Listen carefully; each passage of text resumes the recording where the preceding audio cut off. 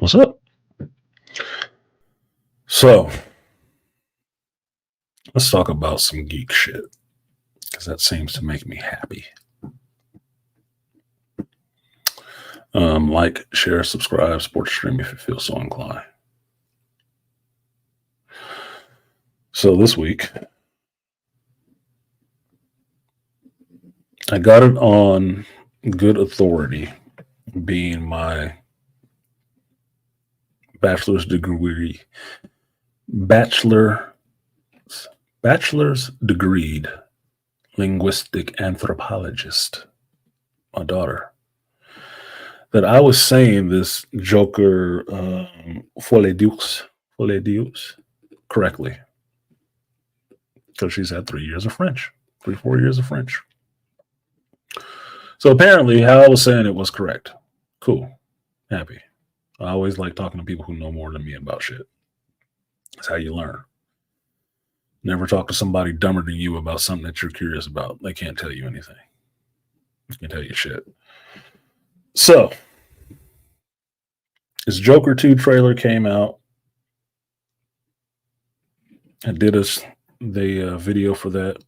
It's up on my page, which I really like the direction. And seeing how people responded to the trailer itself was interesting, especially my daughter, because Harley Quinn was one of those characters she kind of liked. Not Slutty Quinn, but Harley Quinn, right? Slutty Quinn is the rock star version. Regular Harley Quinn, Batman, the animated series, comic book, that's the one she actually likes. So she was interested in this trailer, and we watched it yesterday to tell her where it was going because she was more curious about Harley Quinn's origin and if they were going to go the way with her being a therapist. And I'm like, no. Looks like she's a patient baby girl, which makes it a bit more interesting. A bit more interesting of a trailer. So I played the trailer for her and just watched her watching the trailer and her reactions at different points because I could hear the audio, so I know what scene she's seeing at the time and watching her facial expressions for what happens. That's what psychologists and shit like that, people who observe people and study human body language, do. They watch you all the time. So some of the things that she was keying on, I was letting her know. I said, this is going to be a musical. Because she's really like, oh, yeah, Gaga should do good in this. Like, yeah, she's been showing me something as an actress. I didn't see House of Gucci, but I liked her in A Star Is Born. I did. So she could probably bring something to this role. I heard her performance in House of Gucci was really good. Okay. My daughter was putting it in, but she's a performer. She's an entertainer. I said, yes, she is an entertainer. Which is a little different than being an actress, but it has music in it, which is a fish in water situation. Like, oh, I have to act and I have to sing or something. Yeah, I only got to work at half of this. This is true. You will trust her as a performer. The acting part and remembering lines and stuff like that. Look, if you write your own fucking lyrics, you can remember some dialogue. Whether you can instill that dialogue with any emotion is something completely different. But you can remember some dialogue. So I'm looking forward to seeing it. Right? And it was weird telling my daughter that Lady Gaga grew on me, and it wasn't from watching her fucking music videos and shit like that. I never cared for none of that silly attention-seeking shit. I'm not a fan of attention-seeking women. I'm not. That doesn't tickle my pickle at all. It doesn't. It's actually a turnoff. But her acting, just in a movie without all the ridiculous shit on, like, oh, okay, she could be cute. Yeah, she got a big nose, but she's fucking Jewish or something. They all come like that, right? Fuck. Italian? Jewish? Fuck it. She gonna have a big nose and some hairy spots. Oh, well. The fuck ever. She didn't need to do all that shit. She just needs to show her talent. Okay, how about dancing with your wife, then having stand-up sex like Ving Rhames and AJ and Baby Boy, then taking his son for a walk? That wasn't wrong, actually. person that was wrong in that situation was Baby Boy. Melvin was doing exactly what Melvin should have been doing. He found a woman that he liked. He was treating her like the woman that he liked, like it was the woman that he liked and wanted to have something with. And he was being nice to her fucking kid, who was being an asshole. And at a certain point where that kid pushed it and was being disrespectful to Melvin, he hit that motherfucker like another grown-ass man, which he should have did.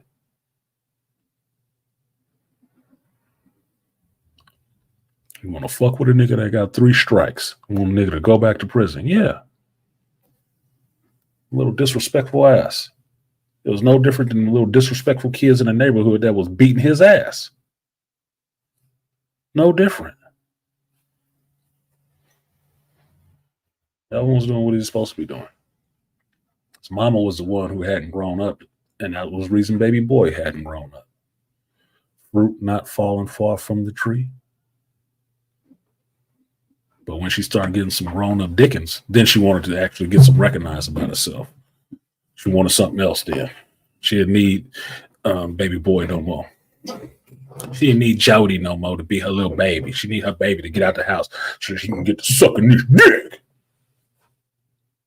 in peace. Because she want to follow that man. Because he daddy now. Jody can't be daddy no more.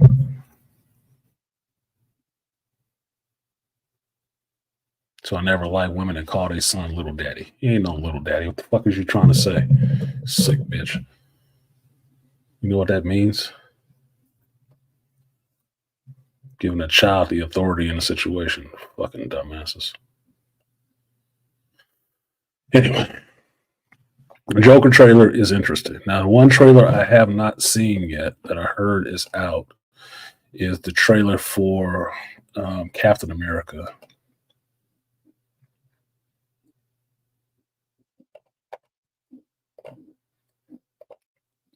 Brave New World trailer. I haven't seen that yet. And let's see if I can find shit.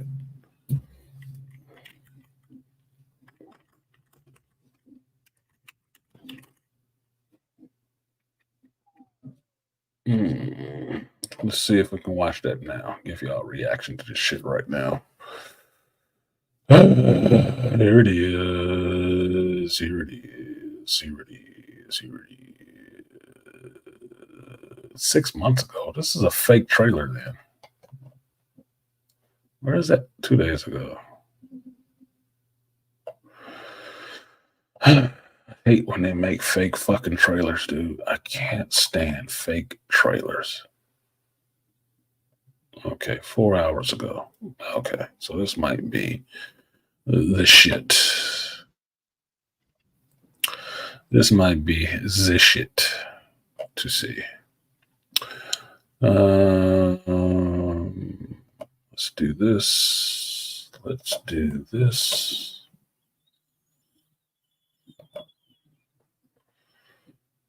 Let's do this. And let's minimize your ass so if I have to blur you out, I can. All right, fair use, fair use. This is supposed to be the Captain America Brave New World trailer first look. If I see a scene in here that looks like it came from another goddamn movie, I'm turning this shit off. I hate fucking fake trailers. I fucking can't stand fake trailers. Respect you for your time to cut that shit together. It's absolutely fucking irritating when somebody's looking for the actual trailer on YouTube. Here we go. That looks suspect already. Steve Rogers. His absence is so hard. The order of the world has changed. We are in a war. Experiments and super soldier serums are shaping our future. The government is on the wrong side. All they want is destruction. Super soldier experiments pose a threat to humanity. Thank you very much. this is a fake fucking trailer.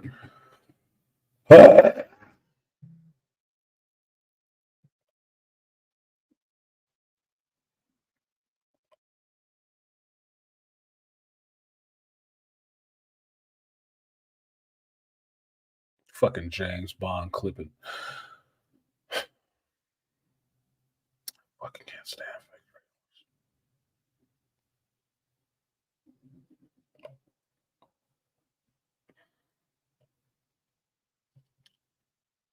trailers. I'm not in the mood to be irritated. Really fucking not.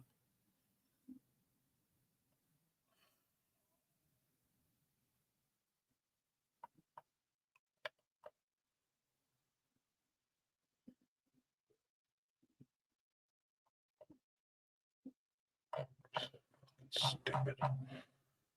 All right. Well, annoying as fuck. Yeah, Malika, that shit is fucking annoying. I mean, look at this shit, Malika. Look at this shit right now. You see that shit? That would almost look like a real trailer, except for the fact that the faces are floating around when you start watching the shit. And if you watch enough movies, you see repeated footage from other fucking movies. Well, why is this the first thing up there? Because they put it out as the first look trailer, and so it bubbles up to the top of the algorithm. 34,000 views. Nigga, please.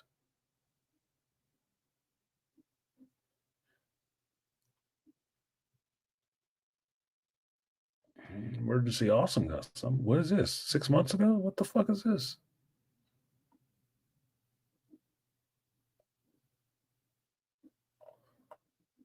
Like, so where's the actual fucking trailer? There isn't one. Well, I heard one came out this week. Where is it? Can't find it because you're digging through all this shit.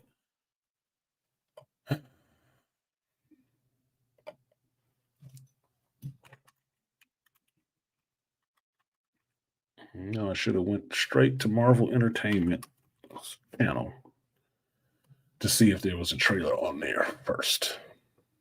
Because if it ain't no trailer on there, it doesn't fucking exist. Because Marvel Entertainment's YouTube page would have it.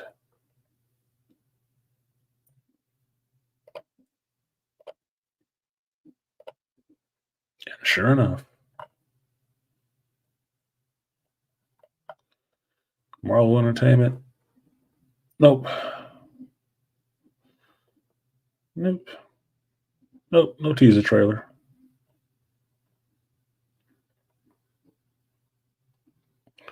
So we got some leaked set footage. I don't give a fuck about that.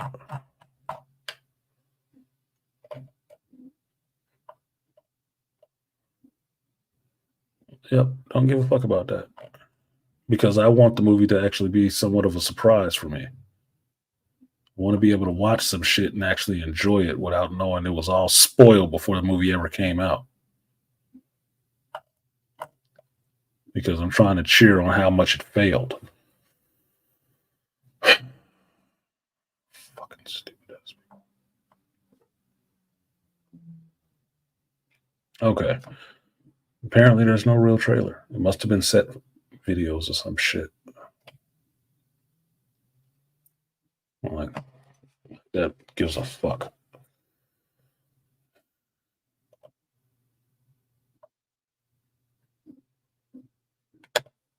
Let's see. No, he wasn't wrong in the movie, but doing it to your paralyzed enemy's wife is evil. I was surprised Joker got a second run because of theories that half of the movie took place in Joker's head. Some of the things that he did happen in his head. He was seeing it differently, but it wasn't half the movie. Most of the shit really did happen. He really did kill the motherfuckers on the train for acting a goddamn fool. The chick, the next door neighbor, Zazie Beetz ass liking him. Yeah, that was delusion. Good, because I like Zazie Beetz. Had beats on that. I had beats on that. Well, I like Joaquin Phoenix too, but I'm looking kind of weird the older he get.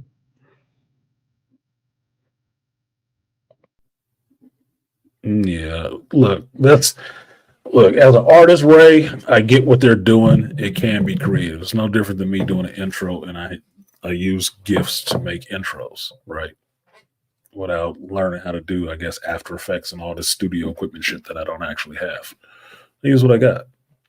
But if I was going to do something like that, I would not put that out there and not have it somewhere in the title where you would know it was not the official release from Marvel.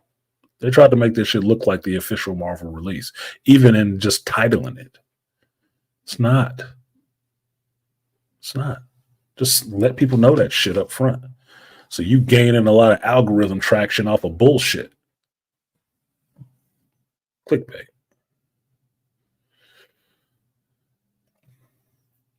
They were talking about Captain America Nomad movie maybe being next. Yeah, I heard about that too. And most people don't even know who the fuck Nomad is, so it wouldn't matter. It wouldn't matter. They're doing that to deflect from the fact that, which is funny in a sense, that most of these white boys don't want to go see a black Captain America. They don't. And it's not because they don't like Andrew Mackie. They don't have a problem with him being Falcon. They don't want to have to cheer for him and be preached at. That's the modern sensibility of it. They don't want to be preached at. Oh, you don't want somebody telling you that some of the shit she was doing was fucked up? And you continue to do it to them and people that look like them? You don't want to be reminded of that shit? Sounds like kind of what they're talking about, right? But okay. Whatever. Whatever. It's going to do what it do. But that was exactly, if I remember correctly, that's exactly what happened in the comic book. And that Sam Wilson Captain America shit, that's the first thing he was dealing with people that didn't want to accept him as Captain America. That was the story. And yeah, he eventually went back to being Falcon. Because Steve Rogers eventually got his youth and vigor back. Steve Rogers also turned out to be fucking a Hydra plant.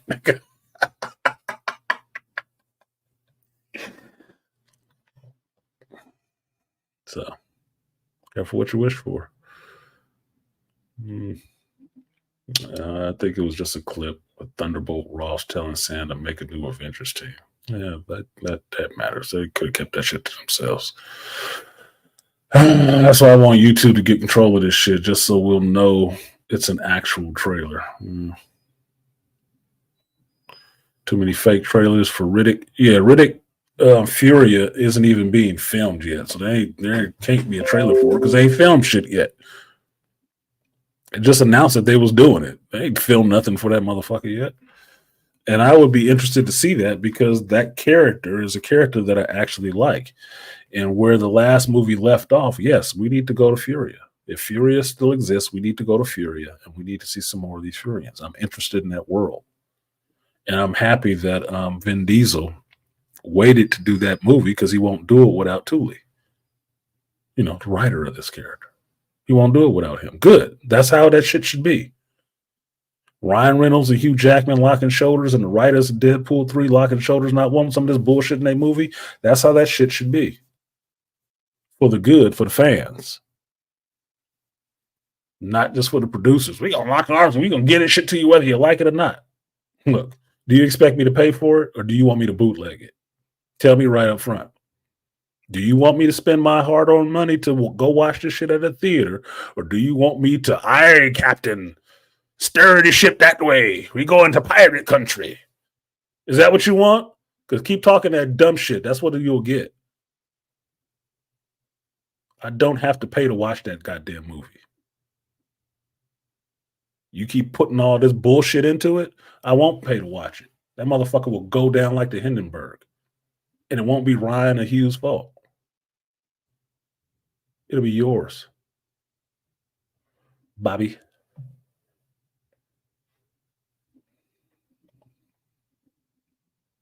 Yeah, I want people who know their material and want to put their fucking heart into it. Fuck these asshole ass people who want to just use this shit to push their heartfelt desires onto the screen. I wanted to see myself represented and championed and special. Man, shut the fuck up.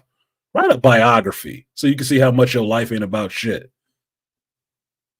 Nobody want to see that shit from their characters, not your goofy ass life superimposed on a superhero character that they like. Go fuck yourself. Nobody wants to see that shit. Look, they ain't rushing to make a I'm Not Starfire movie, are they? That's a female project, a female lead. Why ain't they pushing that shit? Why ain't they rushing out to do that shit? Tell me. Because they know, like I know, it's fucking garbage. It is the writer projecting herself into this fucking world. I read the book. It's kind of funny. Seeing the pictures of the writer. No, that's you, bitch. You did that shit. But nobody cares. Just like in your real life.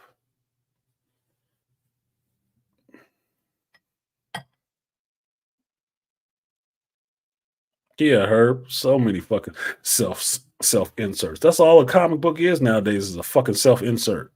Since when?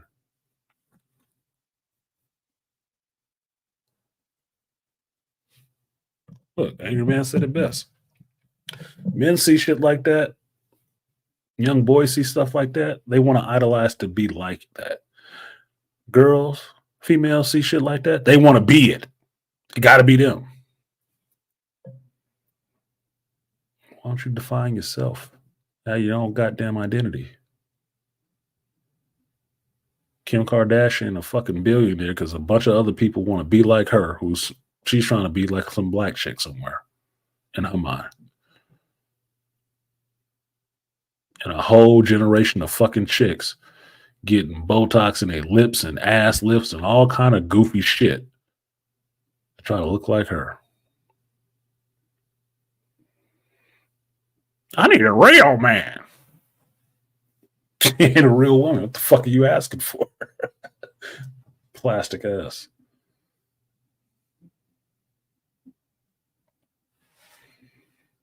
There is a bunch of badass female leads. If they wanted to do a Black Canary movie, I'd probably watch it. Because then they could throw all their feminist shit into it. Probably wouldn't work for the character, but they can do it. What is that comic book character that came out? She was a plus size chick, superhero. I don't see them rushing to do that one. They made a push to make that character and put that character out there. Why aren't you doing a movie for her? Y'all wrote it. Where is it at? Gotcha. You know, nobody will watch that shit because it's garbage.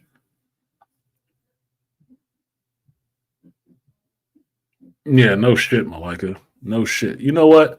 I watched last night. I was binging on Fallout. Never played the game. I'm just watching the show to watch the show. Right? My boy Steven, FD Steven, is watching it. He played the game. I haven't played the game. I got two Fallout games sitting in there next to my PS5 right now. I've never even opened them. I got them free. So they still wrapped in fucking plastic. I was like, I might want to play this shit now. Just for watching the show. For watching the show and seeing the story that's going on in the show, I'm like, I might have to crack those open and give them a couple spins. Yeah, see, Artie Idmore, comic book readers know who the fuck I'm talking about. Faith. I couldn't remember her name. I thought it was like Victory. It was something to rhyme with fat. Some shit. But yeah, Faith. Where's the Faith movie? Where's the Faith movie? Keep the faith, motherfucker. You can get Jenny McCarthy to play that shit. It'd be better than that fucking shitty ass Ghostbusters movie she was in, right? She can get to be pratfalling and comical and all that shit. What's the holdup? Y'all body shaming her? Are you shamed? Hmm. Interesting. I don't know nothing about that drizzle shit. I don't know nothing about that. So somebody gonna have to explain that shit to me in the chat if they want to keep throwing that shit in the chat. Because I'm not repeating some shit I don't know nothing about.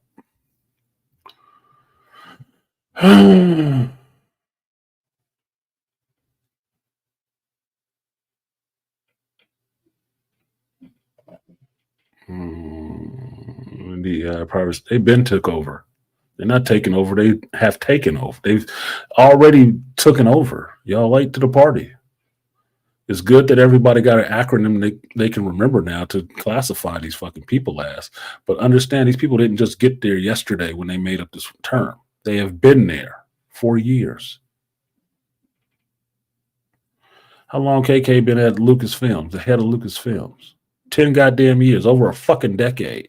It took y'all a decade to get 3 letters to understand who the fuck that was? What the hell was going on?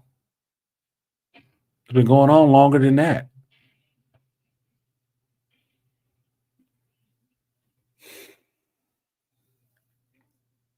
That's why I get frustrated with the shit. Like, younger groups, you need to be making your own shit. Or y'all should have been getting into these companies and taking over like these bitches did. Because that's why they're there now. That is why they're there now. Because they saw the benefit in taking that shit and running it. Everybody else just thought it's just gonna run itself. We don't have to get involved with it to keep it going in one direction. Nah, fuck it. Let them do what they want to. And now they took over the shit. You know, you're like, but why? How? When? When you turned your fucking head. That's when. When you said, fuck it, it don't matter. They said, let me pick this shit up. I'm going to do with it what I want to do with it. Yeah, Big Bertha off the Great Lakes Avengers. Yeah, no shit.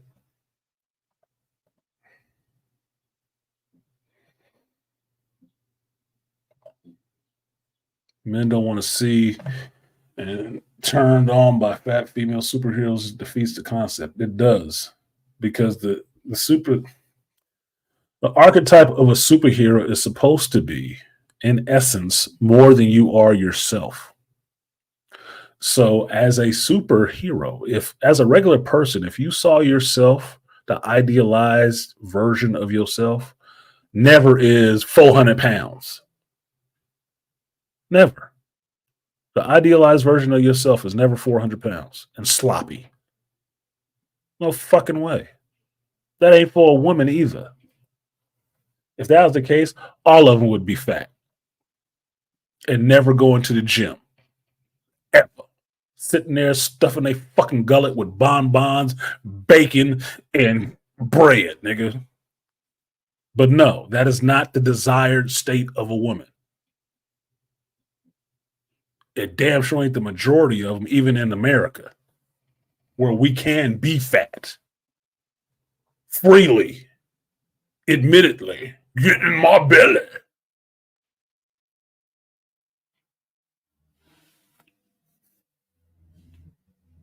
That is not the natural state of femininity. Not in my goddamn book. And not for what I can observe in the civilized world for eons.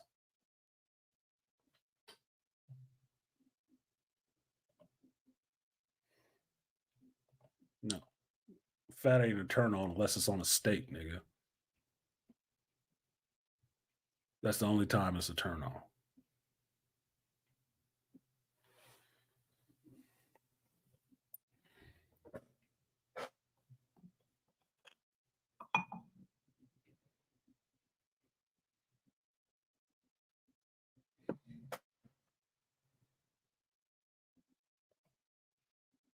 Now,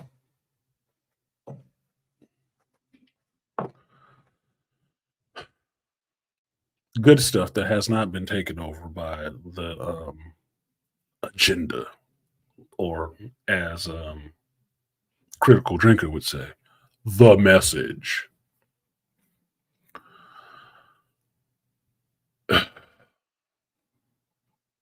Yeah, her bonbons, bacon, and bread. You know what you get when you put them three B's together? Big booty bitches with bad attitudes and BO.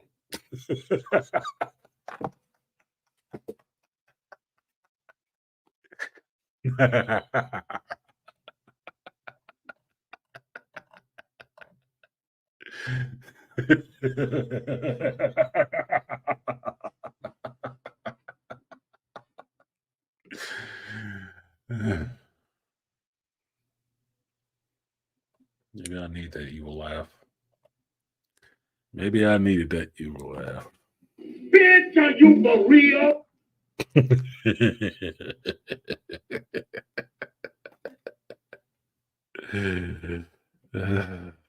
my head. That is your ugly head. No. This is my head. That is you head. You ugly head.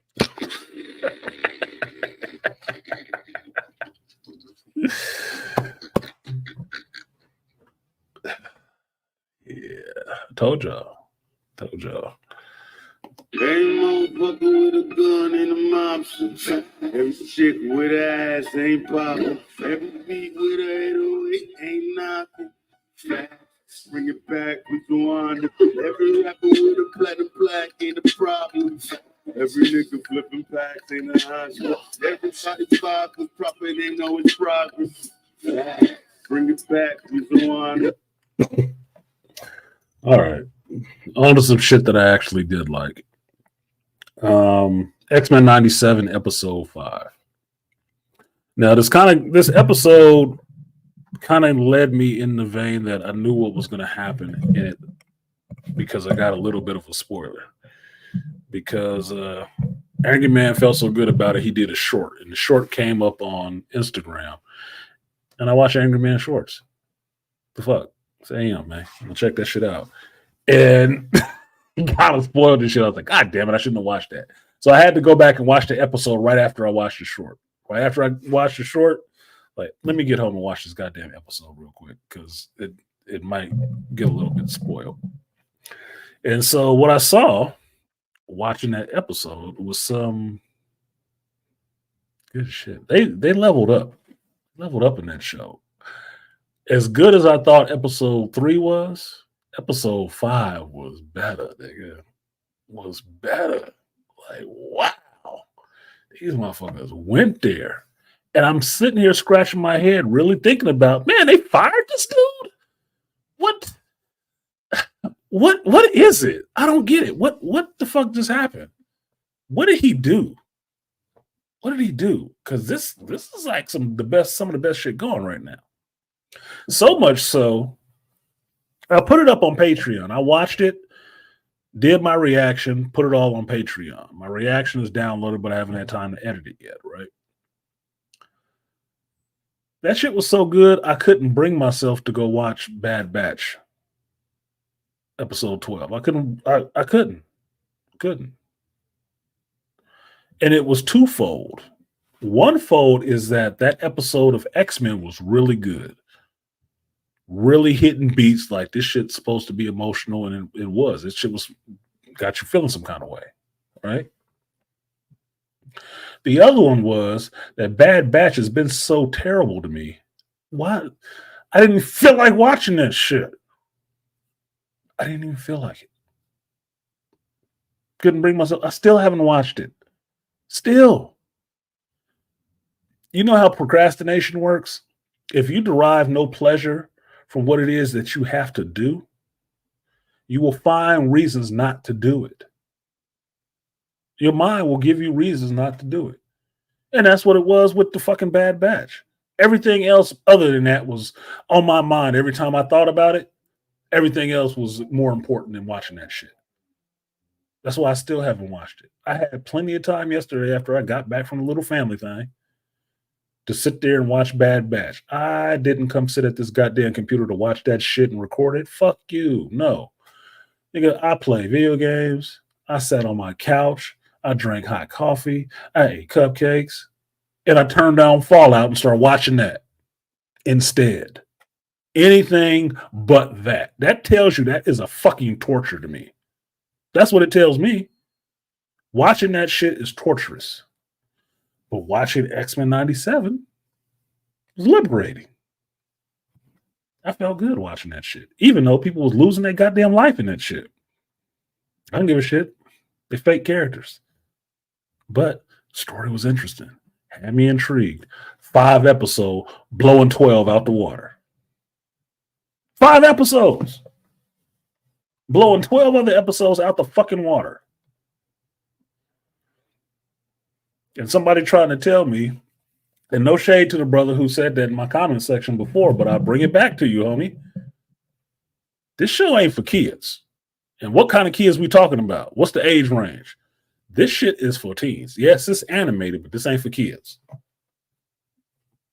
And Angry Man was hitting on that exact point. Welcome to the 90s, motherfucker. Welcome to the 90s. There were stakes. Characters got it. Transformers the movie ain't a classic because everybody lived in that shit. It's a classic because those characters that you liked for a couple years, you went to that movie to see that shit. Yeah, look, it's Wheeljack. They killed Wheeljack. Yes, nigga. Prime 2. Everybody gets it. Real stakes, real consequences. But I liked him. We don't give a fuck. You know what? I like Ned Stark too. Did that nigga lose his head at the end of season 1?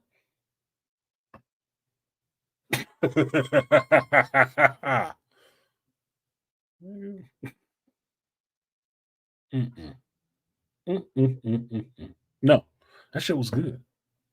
So good, I couldn't bring myself in the middle of the night to start watching The Bad Batch before I went to bed. Fuck you. I'm going to bed with my happy feelings. I'm going to lay down and blissfully continue. Like, man, they went there with that. I wonder where they're going to go next week. They can get into some whole other shit. Fun times. Great to be alive, Geek. The best lines in the show: you reject a terrorist being a leader, but you know you want a leader to be a terrorist. Exactly, Malika. Magneto was dropping bars in that shit. Bars. I'm like, nigga, he got you. He got you. What did he say? Hey, motherfucker with a gun in the mob. Facts. That motherfucker was he let him know right off the bat. Right off the bat.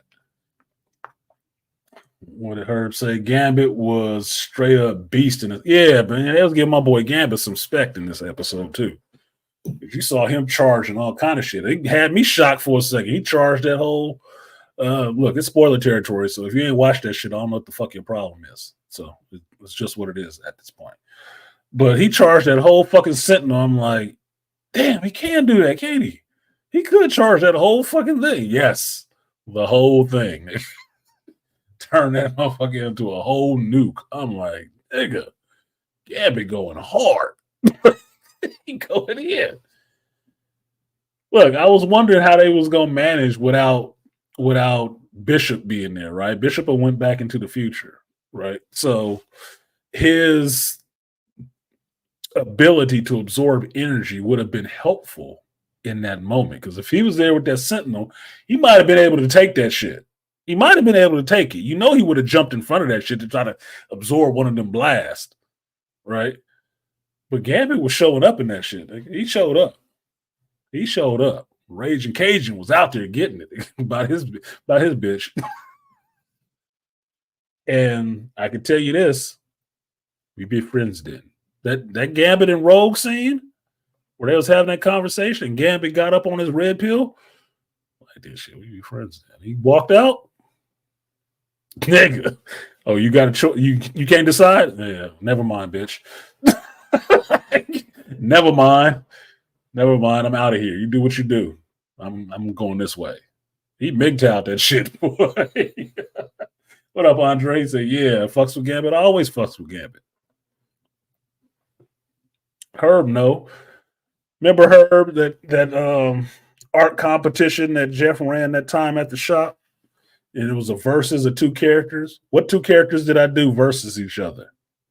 Darth Maul and Gambit. I drew the picture of the both of them squaring off. Like I fucks with Maul, fucks with Gambit. He was kind of blue pill, but he liked what he liked. He didn't have women, but he likes what he likes. He likes Rogue. He does like Rogue. To me, that's not simple. Look, I could slay 100 chicks. I could slay 100 chicks. I could fuck 100 chicks in the same fucking week. But if it's that one that I actually want and she fucks with me, I wouldn't give a good goddamn about the other 100. That's what it's about. That doesn't make you blue pill. It's that one that you want that fucks with you like that. You can fuck anything. Watching this Fallout movie, this dude was talking about he was mad at this dude because he was fucking his chickens. I was like, how the fuck you fuck a chicken, nigga? You white boys is into some different shit. Some different shit. You like a lot of things. But that one that you want, that wants you, will be the one that matters to you. That ain't simple. You start doing some dumb shit about it, yes, but look, bitch couldn't decide, he left. Left her to an indecision. Goddamn right, because it shouldn't be no decision. There shouldn't be any decision to be made. No conflict, no misunderstanding. Fuck you then. Bye.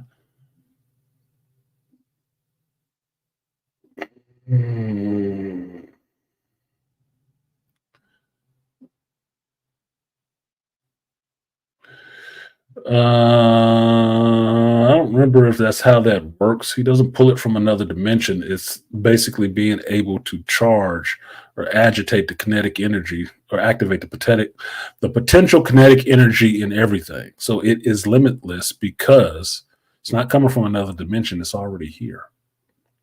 It's already here. It's just moving molecules. That's all it is. Akon's origin again. They have. Look up what up, D? Shout out to Little Flash too. Look up Comics Explained. Rob did a breakdown of Gambit that was really good, which is why Gambit is and isn't an Omega level mutant. I get it because I was reading Gambit. I always read Gambit, right? Like the character.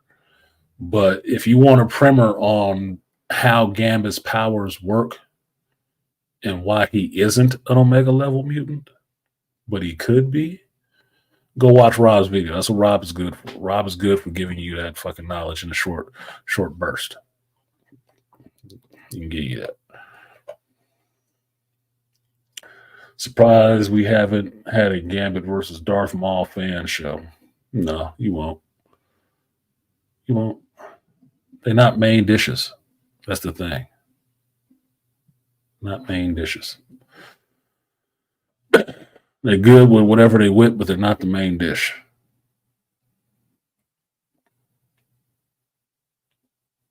Yeah, when Starscream bit it, everybody was like, it's about time, but they still brought him back as a ghost in the series, fucking with robot ghosts. Look, when they killed Starscream, I actually felt kind of bad for his ass for a hot second, because you grow to like Starscream being in that role of always trying to fuck with Megatron. I mean, think about it this way. Starscream and Megatron was on some straight up Sith rule of two shit. Starscream was always trying to fuck over Megatron, and Megatron had to be on his game and stay ahead of that nigga. The first moment that motherfucking Megatron was not on his game, Starscream took over. Now, Starscream getting killed afterwards, I kind of felt bad because, look, you like to see the underdog win sometimes, right? That motherfucker couldn't even wear the crown 10 minutes. Got blasted by the reincarnated Megatron. That was fucked up. I felt bad for the dude. I felt bad for him. I didn't want him to come back because, make no mistake about it, Galvatron, Excursion, and Sweeps, them yes men. Them yes men. Love me some Cyclonus, but he kind of a yes man, nigga. Fuck that. I even like the name Cyclonus, nigga. That sounds like some bullshit. Like, he's showing up, nigga. He's showing up. You know, let me call Cyclonus over here. Oh, you gonna call Cyclone? Yeah, I ain't fucking around. I'm good. That nigga be all he be twisted up. Episode display heroes saving their fellow mutants literally to death. They were selfless, honorable, believed in their cause. Yes. And you know what else it showed, Malika? It showed the difference between an X-Man mutant and a regular fucking mutant. That's what it fucking showed. It showed who they are in this shit. That is your top tier. So when I was talking about why the X-Men are a better team than the Avengers, because the X-Men train all the time, that's the A team, nigga. That's who the fuck they are. You see, they was looking to the X-Men to save them. They wasn't looking to just the Magneto. They wasn't out there saving themselves.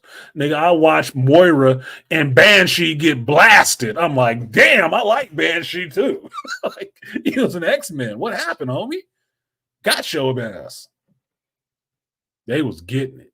People was getting it. They was getting fucked up. Callisto, you watched the light go out of Callisto's eyes. Like, oh shit. They playing for real stakes. No bullshit. Like, yes, bring it. Fuck. Bring it on. This is animated. Let's do it. Like, cause y'all gotta catch up with Invincible, because make no mistake about it. Animated television has been shocked since Invincible's daddy put his ass through people to prove a point to his little ass. Like, nigga, these people don't matter. They weak. Like he hit him with 1,000 water balloons, all full of blood.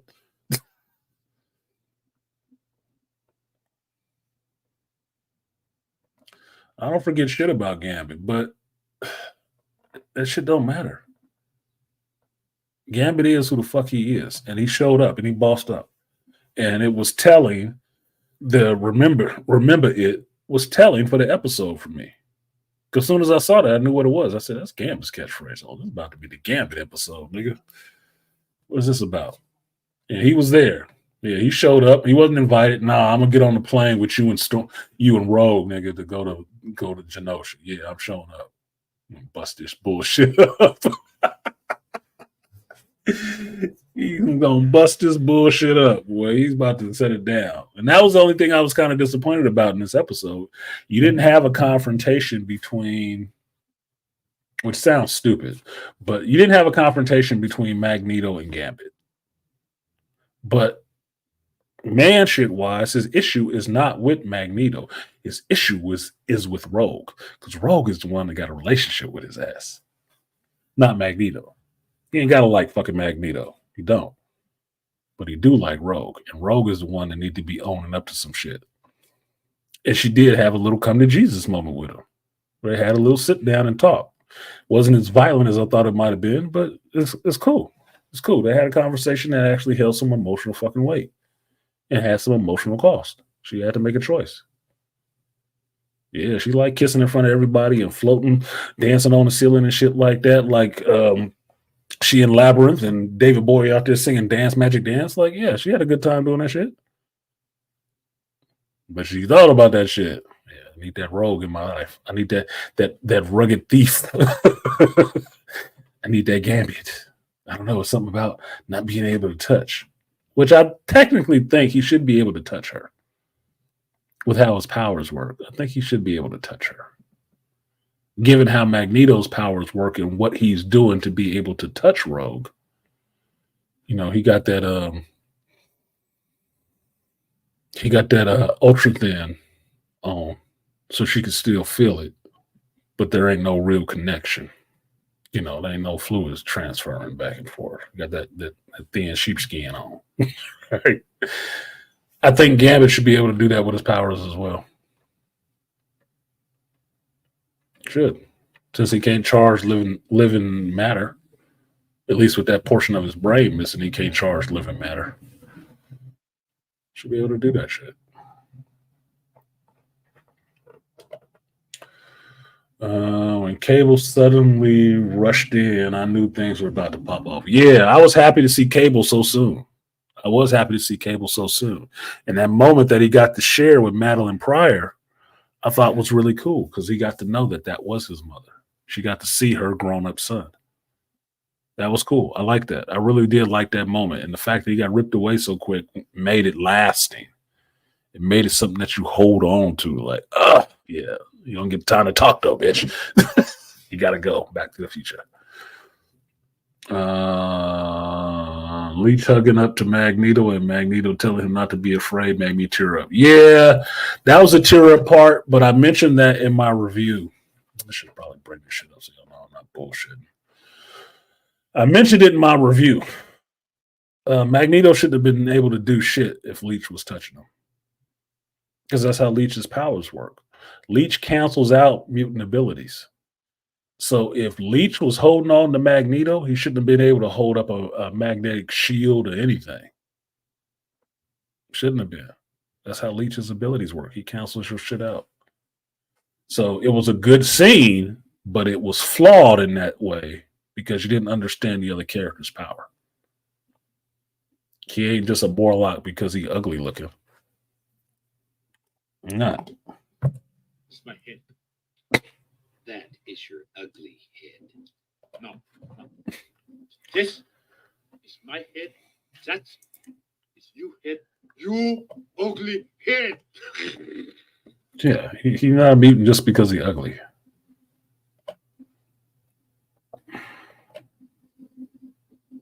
He actually has an ability that makes some kind of a problem. He promised Leech would never be scared again. The X-Men are no friends to the Morlocks. What?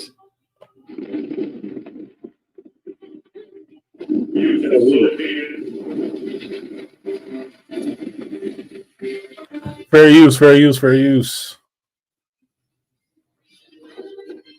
There's two of me on the screen. Bonsoir.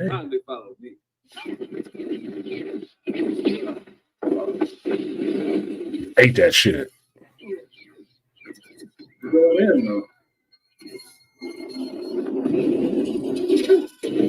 Boy, got that Chinese whip on him.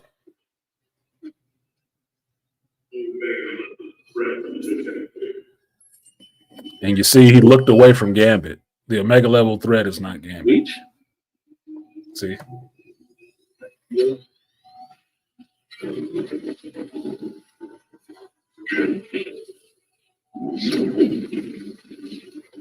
So he shouldn't have been able to do that because Leech is holding on to him.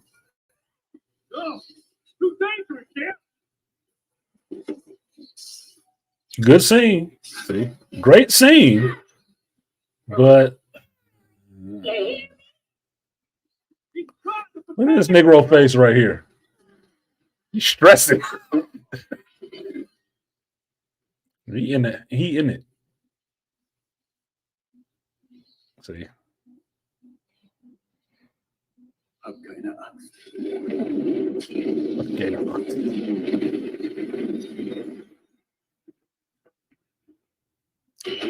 Look at that nigga face.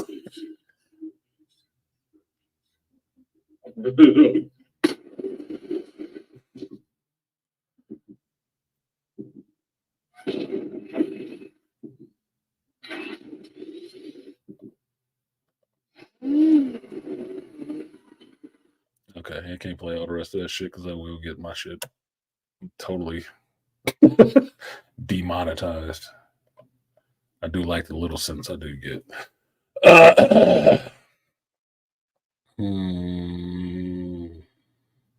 Yeah, that was an awesome scene. It was an awesome fucking scene. Awesome representation of who X-Men are and who regular mutants are. Because mind you, it was just Gambit, nigga. It was just Gambit and Rogue. It wasn't like the whole fucking team showed up. Nah, that motherfucker showed up by himself and took out Sentinel. While the rest of Genosha running in fear of fucking blasters. That's the squad, nigga. That's the A-team. That is the squad. You an X-Men, that means some shit. So you think it's going to be Bastion or Cassandra Nova? Or Nimrod that sent the Super Sentinel any other ideas? Rob was saying initially he thought it was Bastion, and then he said he thought it was Cassandra Nova. My opinion on it was that because they were mixing two stories together, because they had the Morlocks there, which would have been the Mutant Massacre story, but then they had the Sentinel attack, which would have been that E4 Extinction story. They mixing the two of those together, so it could be either one of those. It would be more fun. It can't be Cassandra Nova because Cable says he, right? Rob hit on that shit too. Can't be Cassandra Nova because Cable said he is coming, right? Could be Apocalypse. They haven't showed Apocalypse yet. Or because Cable mainly fights Apocalypse, right? Unless I don't think Genesis will go that far. I don't even think Genesis or would not Genesis, but Genesis is his son Tyler. What's his name? Cable's clone, Strife. I don't think Strife will go that far. Because make no mistake about it, Cable always ends up fighting Strife or Apocalypse. Or his son Tyler, who was Genesis. Bastion or Nimrod would be something, but they kind of mixed up the timelines, I think. Because Nimrod was from Bishop's time. Cable is further in the future than Bishop. So, and Bastion is Nimrod. So, could be Nimrod. It'd be more fun to me if it was Cassandra Nova. For this team and what they're dealing with right now, it would be more fun if it introduced Cassandra Nova in the animated universe and understood that Xavier had a twin sister and how she uses her powers, especially in the absence of Xavier being there. That would be more fun. Story-wise, that would be the direction I would go in. Instead of overly focusing on the Sentinels, focus on the person who could control these Sentinels. That'd be more fun. So I'm saying I would like it to be Cassandra Nova. It might not be her, but story-wise, it would be more interesting storytelling if it was Cassandra Nova. Introduce Xavier's twin sister. About time to put some respect on Magneto and stating that he's an Omega level mutant. Yeah, he always was. He always was. When they started making up that whole Omega level classification, Magneto was in that bitch. He was one of the reasons why they made it. He's look. I told you my favorite X-Men characters are those ones. A lot of those ones that have those inexhaustible power sources like that. The electromagnetic spectrum goes everywhere. It's in everything. He controls that bitch. He is ridiculously fucking powerful. You're lucky if you're being nice, because you don't have to be. And the most dangerous I've ever seen Magneto was when his powers were reduced a little bit so he can only move little shit. And that's when he was the most brutal, nigga, because a paperclip would fuck your world. And he did it. Handful of nails, nigga. Oh my God. That book was so good because he was giving people the business with a capital B, nigga. This was no Mary Sue and Gary Lou bullshit. No, it wasn't, because Gambit and Rogue was in there trying to go. You basically, what you watched was what a genocide would fucking look like. You didn't have to be a Hutu or a Tutsi, nigga. A genocide was fucking happening on screen. Somebody brought that to you. That Sentinel showed up and started killing mutants. Not humans, mutants. They was wiping the motherfuckers out with a blast. And you was seeing them laid the fuck out. You got a ringside seat for a genocide. That shit was some epic animation right there. And it wasn't even an anime. You seen that shit in anime. Like, anybody who watched Naruto understood what it meant when Pain showed up to the Konoha village. Nigga, he was on some genocide. Like, fuck this whole village shit. That was not anime. That was some American animation. Apparently written by a gay black man who gave you what a genocide looked like. It happened in the comics. He put it in the show.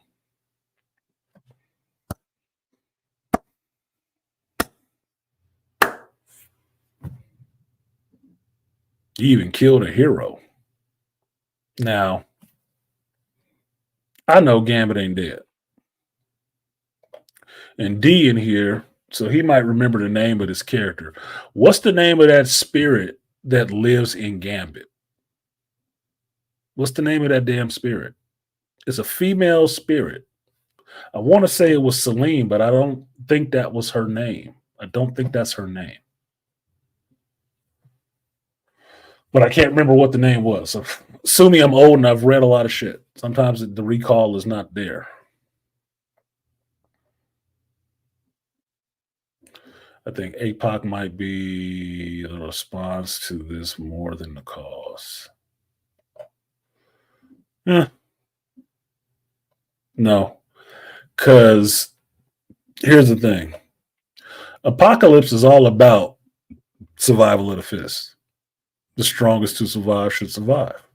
If a sentinel showed up to Genosha and wiped out as many millions as they supposedly wiped out in the comic book, then they wasn't fit to survive. The ones who did would get his attention. The ones who didn't would be fucking cannon fodder, nigga. It wasn't good for shit. Mutant in name only. He wouldn't care. He'd pull some shit like that himself just to weed out the weak from the strong. So I don't see him being a response. He wouldn't respond to that shit. He'd be like, what day was it? Saturday? Anyway. So I'll change my timetable. Agreed about Cassie. What about Cassie? Oh, Cassandra. Yeah, you agree about Cassandra. Yeah. One of the times I'd advocate for wigs in comics. No, I like Cassandra Nova not having her hair because it plays on more the fact of how she looks like Xavier. I wouldn't even consider that a DEI, situation. Well,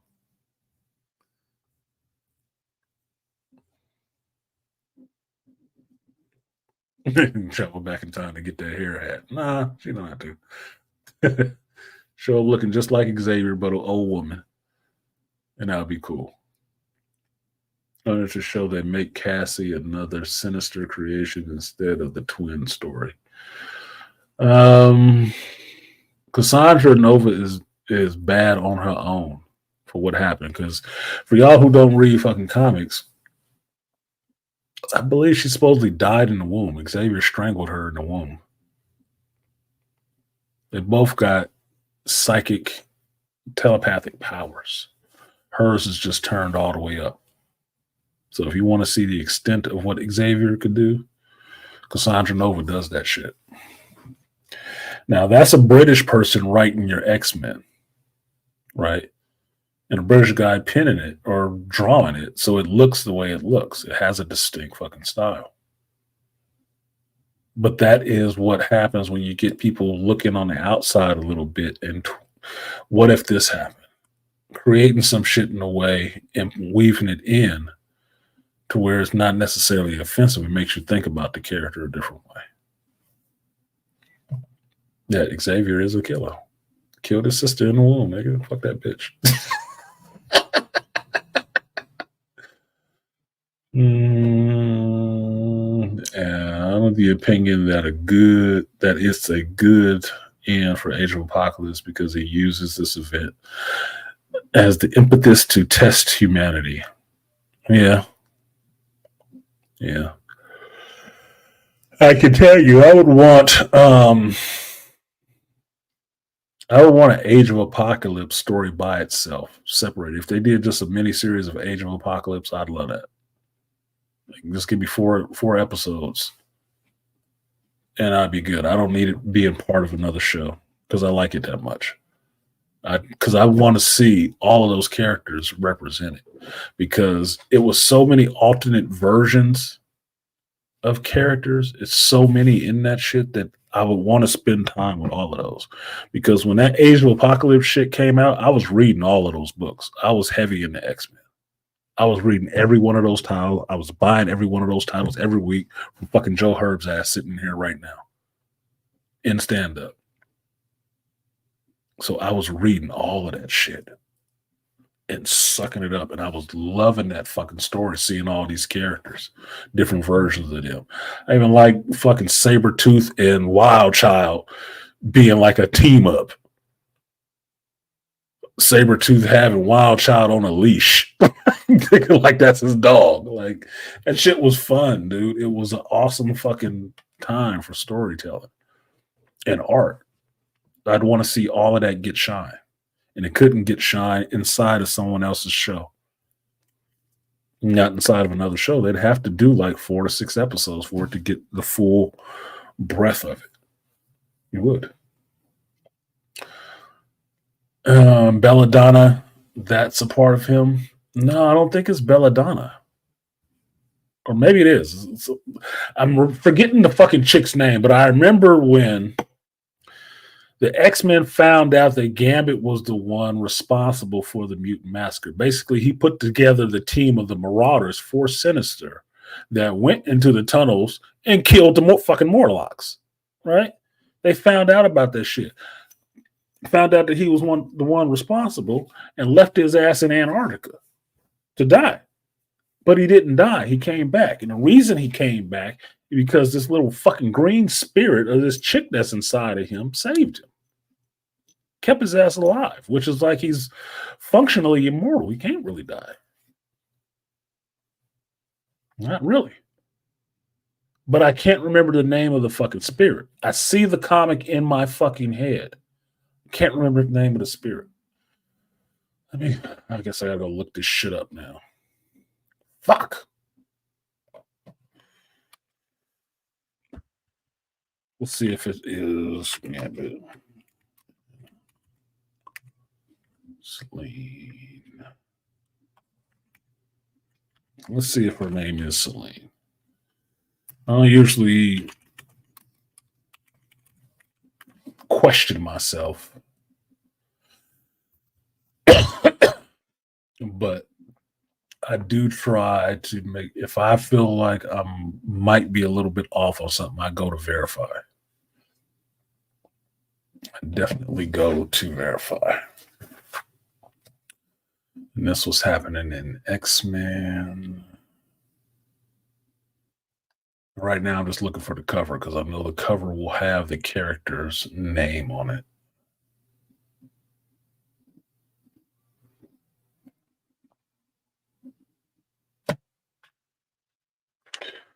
Let's try. Yeah.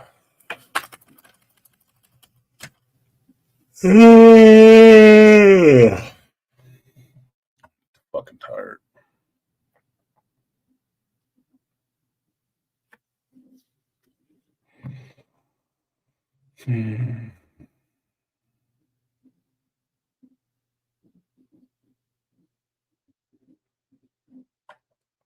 Now,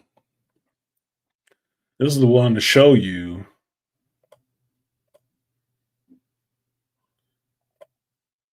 because I have this comic. This is what will show you how badass Gambit is.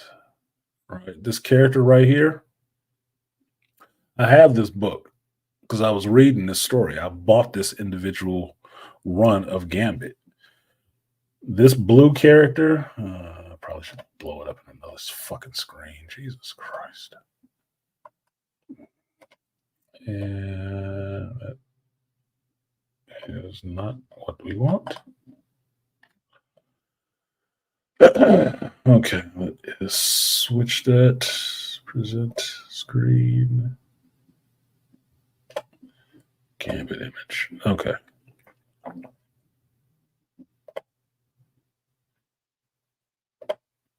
All right, this character right here In this comic, I have this comic, Salvador LaRocca art. That's why I have it. I was reading it, right? This character is New Sun, right?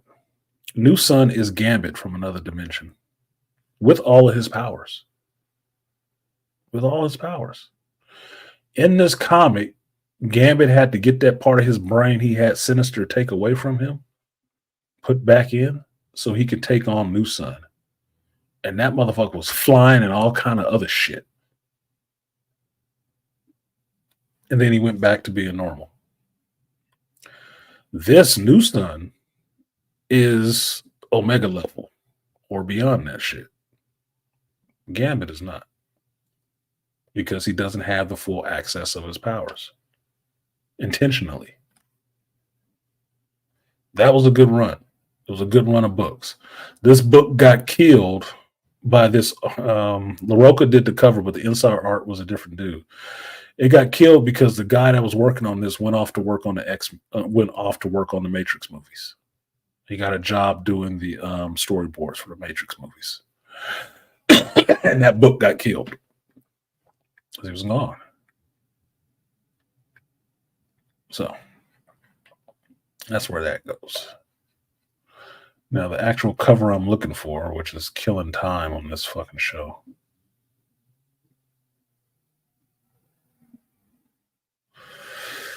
God damn it. What is this fucking spirit saying?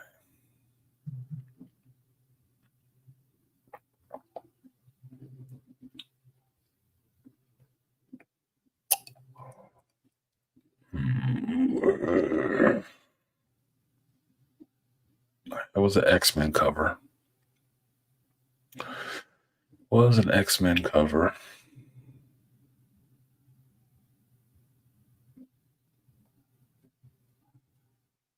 Anyway, I'm gonna give up looking for this shit right now. Because if I had my comics here, I could go to the box and pull that bitch out right in front of you. But I don't remember the numbers of comics like that. That's not the way I remembered that information.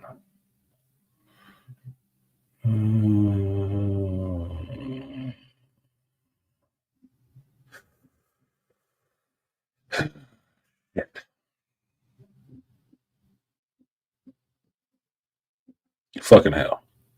Y'all can find it. I gave you enough information to find it. It was in the X-Men run. Anyway. What did he say? What did D say? Is that the time the same spirit that X-Force fought later on? It was Celine. Well, the key you were thinking, wasn't it? It might be. I keep thinking her name was Celine. Belladonna was his wife. Yeah. Yeah. I know who Belladonna is. Not new to the character. Because it led into the externals arc. Might have. That's not it. Yeah, I can't find the fucking. The fuck.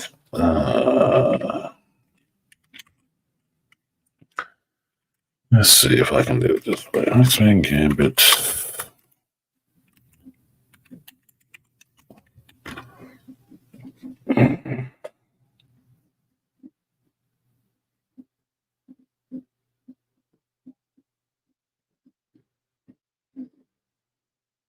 Well, I found the pages where they left his ass in Antarctica.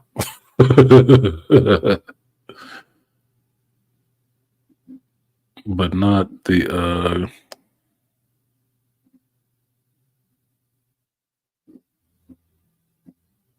here it is. Here's the character.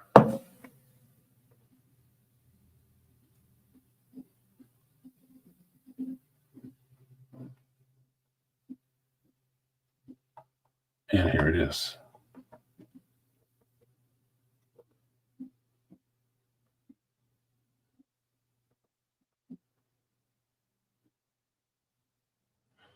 Yeah, is he saying who it is? Said uncanny. Okay, here's 2 pages of it. Put the image in a new tab. And this one, I don't think it was Belladonna though. Okay, I found something. Found something.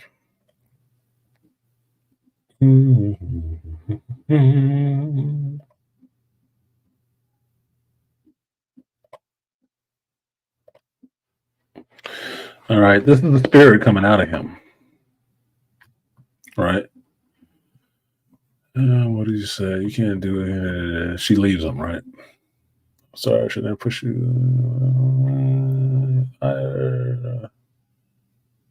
My beloved, otherwise you might have pledged yourself to another. You belong to me. Yes, I'm here to tell you. It might be Belladonna. Herb is right. It might be Belladonna. I didn't think it was Belladonna. I thought it was something separate.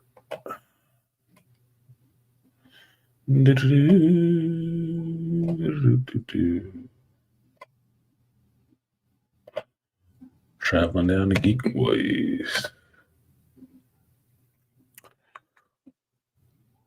It's like, my life, remember, so reality.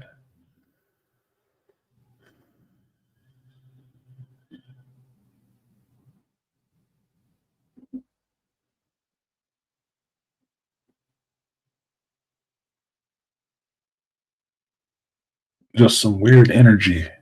See, this is the thing I'm talking about. This spirit. Don't think it's Belladonna, but I can't remember her name. But that's what I'm talking about. That's the spirit that I'm talking about.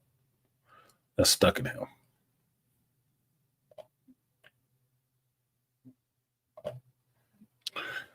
Da, da, da. Don't remember her fucking name.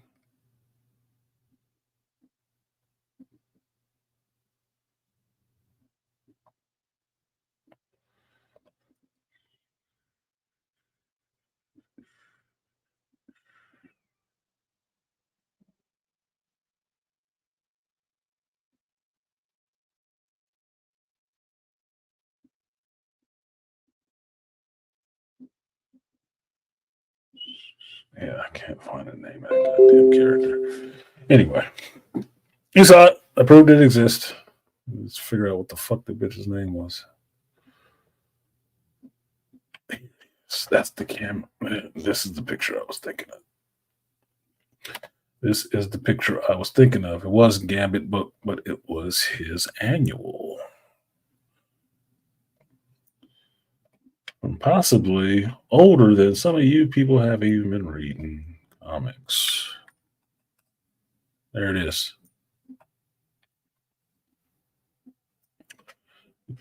Gambit Annual 1999. Gambit 99. September of that year. Dun, dun, dun, dun. That is the spirit I'm talking about. And this was how it was revealed how he survived being left in Antarctica. And let's see if they know. In here.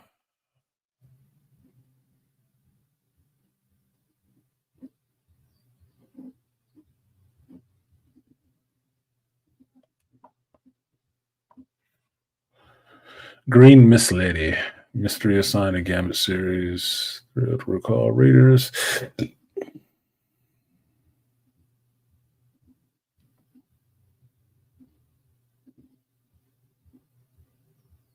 Oh, that's who.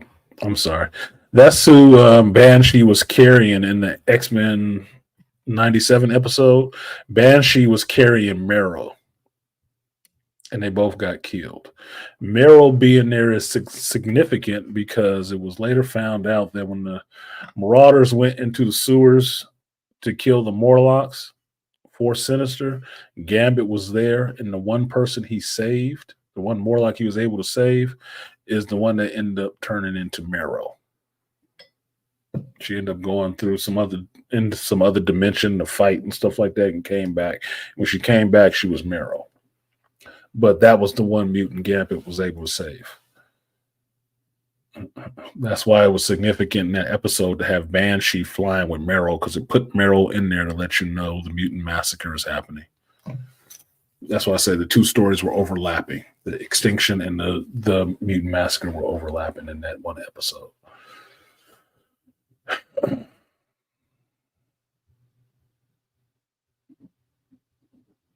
Green Miss Lady.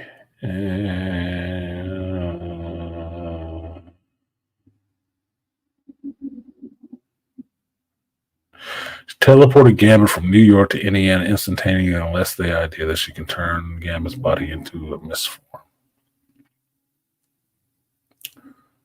And Mary's motive. I'm not seeing what this anything talking about what this bitch's name is.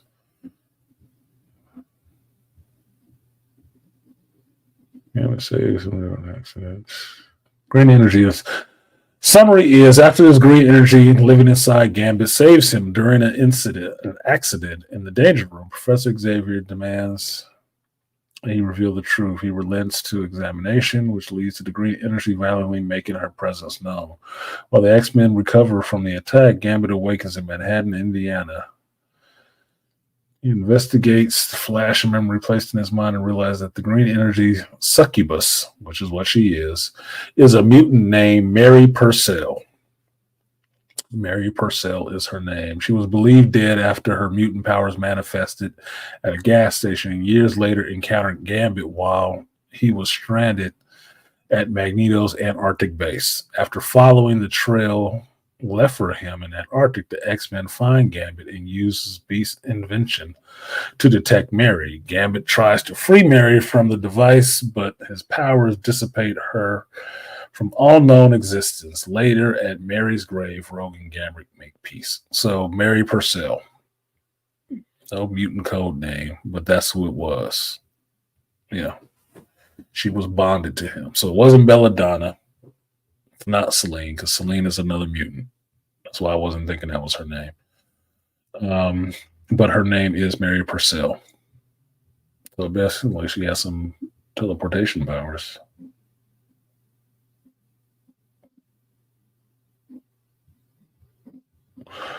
Oh, I should say, Wood and Antarctic has been discovered that Magneto was impersonating Eric the Red during Gambit's trial in X-Men 350.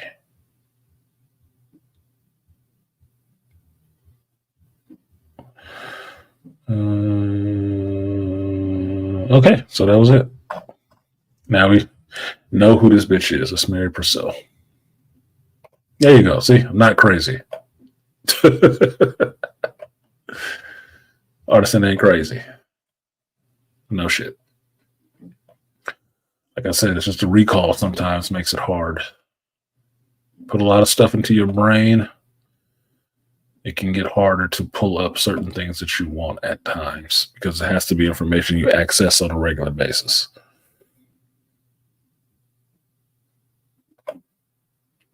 I forgot about his relationship with Meryl. Yeah, that was his relationship with Meryl.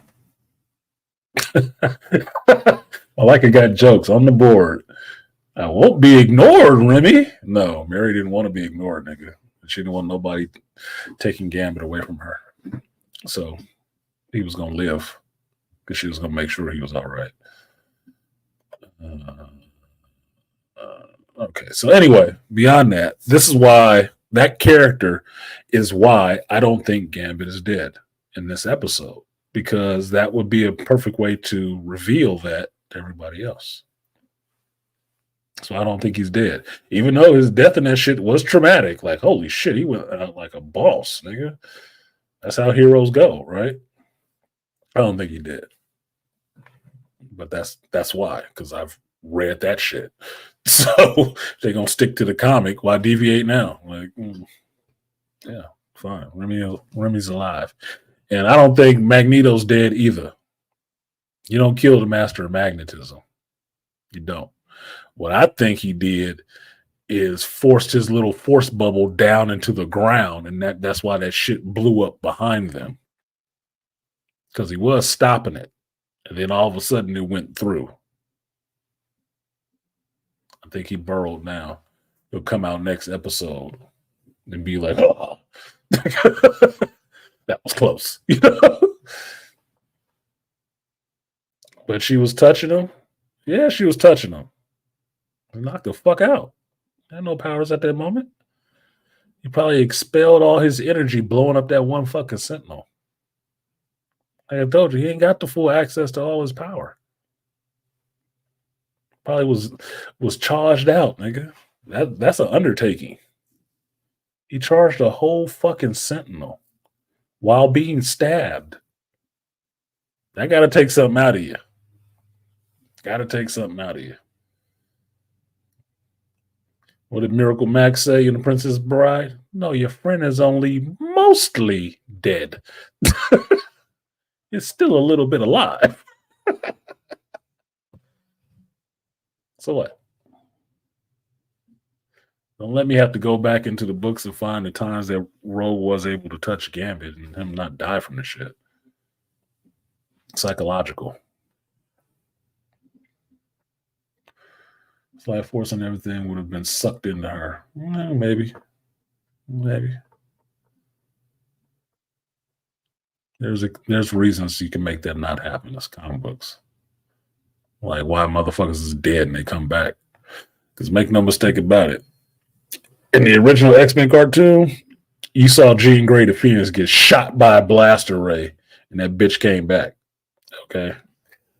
GR shot the Phoenix, right? She came back. Don't worry about it. It might get better. But the X-Men do play for real stakes, but they also do have a lot of resurrection going on in the X-Men camp, even before Krakoa. A lot of people came back from the dead. That's like their thing. Like Carol Danvers, yeah. So, I don't know. It was a damn good episode, I can tell you that. It was marked by Invincible was also a damn good episode in a different way. Invincible was more emotional. It's a more emotional episode with what was going on with Mark and Amber. And fuck his mother. Oh my God, dude. That was fucked up. Whew. Every time I think about that show, that episode, I think about what happened to his moms. Like, damn, really? Man, if y'all don't do something about this big head motherfucker, these portals, that portal shit is on my nerves. Woo!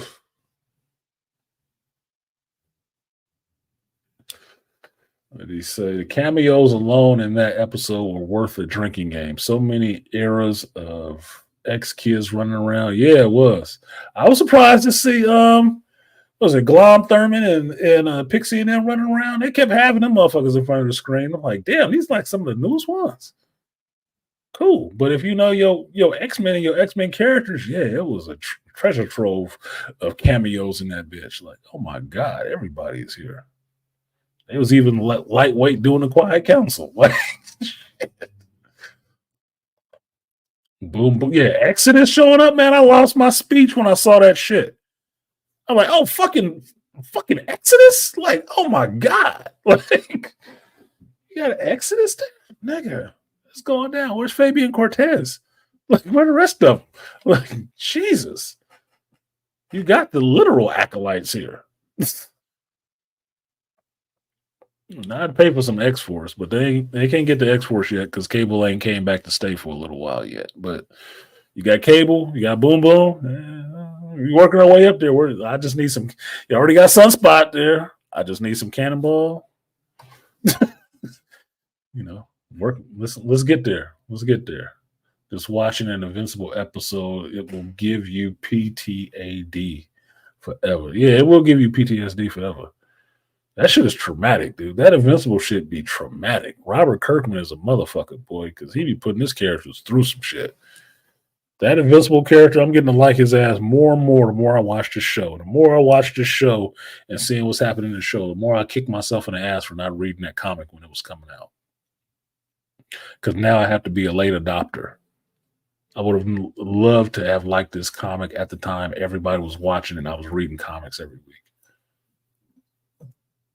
I would have loved to be there at that time to see this character develop like that. Like, wow. Just absolutely wow. This shit is crazy. The funny part is I saw that got an alert on my phone about Nightwing getting powers. And I saw the picture of it, like Nightwing gets powers, and he got powers. And I'm looking at his costume, it's all blue and yellow. I said, "Oh my, that's the Invincible costume. What the fuck are y'all doing over at DC? What the fuck is that about? Dick Grayson don't need no powers. But if you did, why'd you make him look like Invincible? Fucking oh, motherfuckers, these new age people cannot be original for shit. For shit. I didn't read Invincible initially because I thought the costume looked stupid. Why did I think the costume looked stupid? Because he had a costume that looked like a character I was designing. So I couldn't read that shit. My character's costume kind of looked like that. Same color scheme. I fucking had to change the character's color scheme. Pissed off. I was kind of, vengeful. Fuck that guy. Fuck that character. Hope that comic go under. It didn't. That's actually really good. Better than what I was writing for my character. So it is what it is. But Invincible, as well as X-Men, was very good. Now, surprisingly, Fallout show is pretty good too. I'm really interested in that. I'm going to watch the rest of it today. I'm supposed to go see Civil War today, and somebody irritated me, so I'm probably going by myself with that one. I'm still going to go see it. Just won't be taking their ass. No, I'm good. So I'll go see Civil War and let you guys know how that is. I just think it's pretty poignant right now that all this world events shit is going on. It's an election year, and I got a movie about a nuclear fallout, or a show about a nuclear fallout came out this week, and a show about America having a civil war also out this week. The irony is not lost on me, my dude. No, it's not lost on me at all. But I will be checking out both of those to give you my responses or reactions to both, in case you're not watching it. I don't know anything about that Helldivers game, D. I really don't. Yeah, I don't know anything about the Helldivers game at all. I'm not one of these people that get a game and are able to play it until it's completed all in one sitting. I don't go outside. I don't leave. I don't eat. I don't sleep. I just play that game for the next 80 hours and pass it on.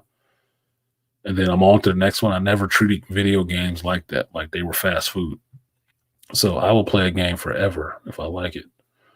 Because I don't have the time nowadays to just sit and just play a fucking video game all the time until I can play it to completion. I don't. Saw my brother yesterday. My brother was asking me, where you at on that division? I'm still playing this shit.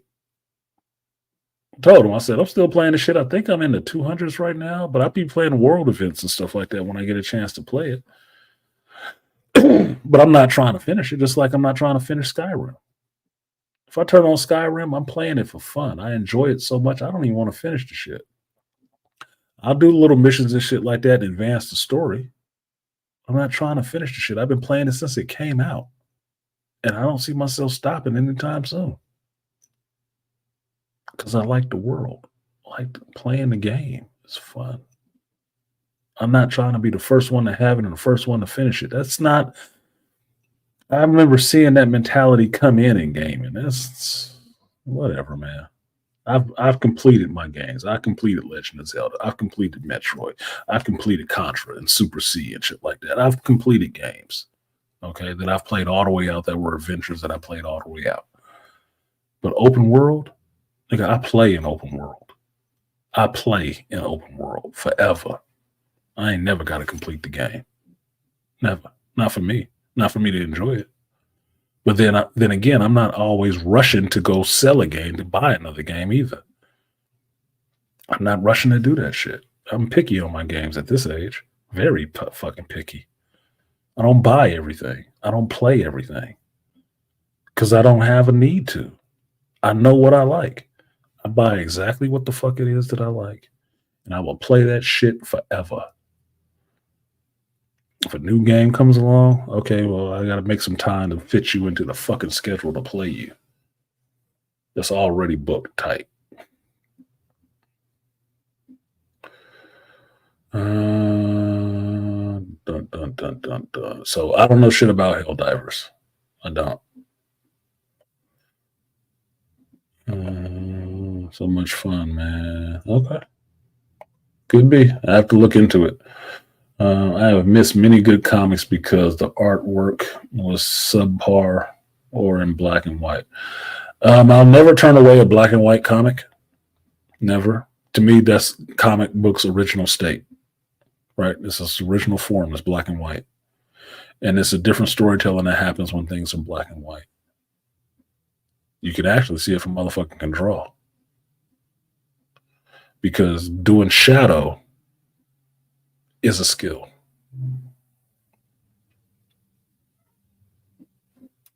Colors can cover up some shit, especially the way they do it nowadays.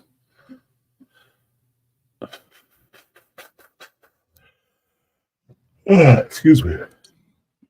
I'm serious because of that. So never turn away a black and white comic. One of my favorite Batman stories is a black and white comic with Batman and Superman. That's the one I tell you about all the time, where Batman calls Superman for help because he was on the trail of these guys. I think they were doing an arms deal or some shit like that, and the woman got shot in the process. And Batman is shocked because he planned out everything and he's trying to save this woman's life. And he calls Superman, and Superman shows up, and Superman just sitting there judging his ass.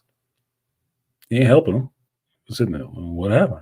Looked at everything. And then, no, it shouldn't have went this way. It shouldn't have went this way. Batman freaking out a little bit because he's trying to save this woman from getting shot because it's triggering his fucking PTSD of his parents getting killed. But Superman shows up and starts giving Batman some harsh truth. Nigga, you can't plan it. I told you can't do everything. You playing God like that. Can you just do something to help her, Clark? Yeah, this is nicked. So she's gonna be bleeding pretty profusely.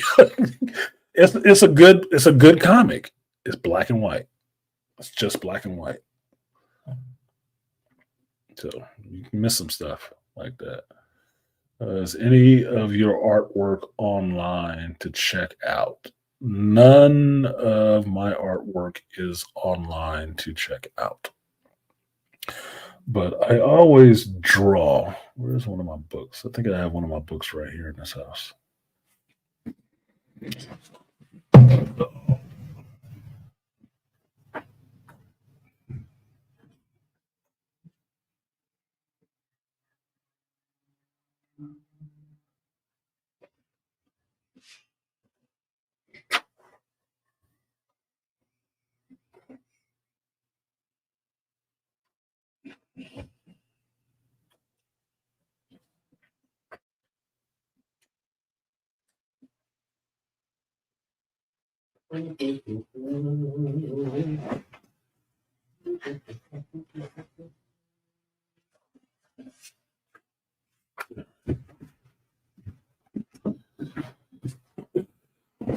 So I have only ever drawn really superhero characters, right? And I've never really had art lessons. I just draw since I was a young kid.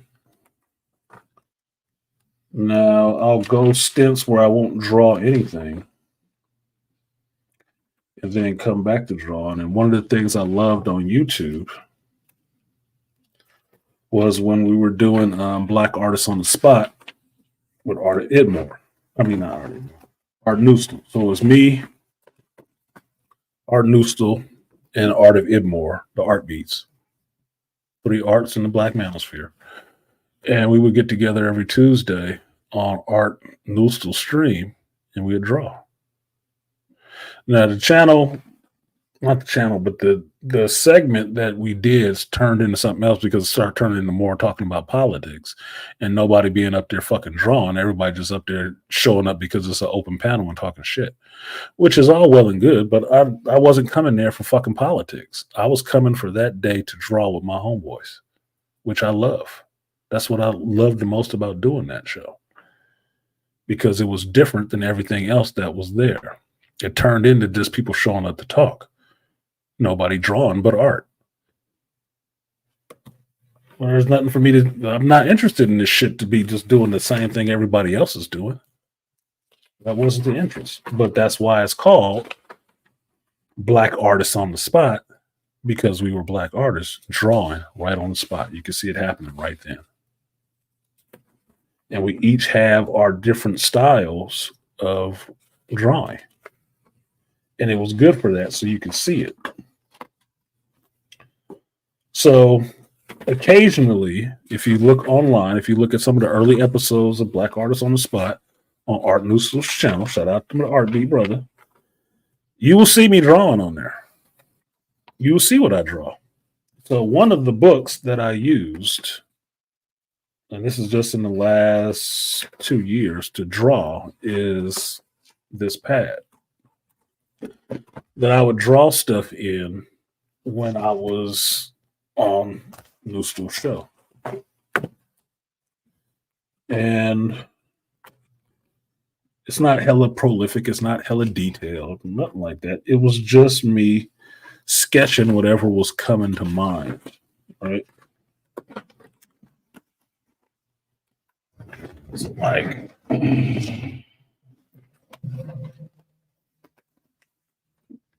fucking Scorpios and shit.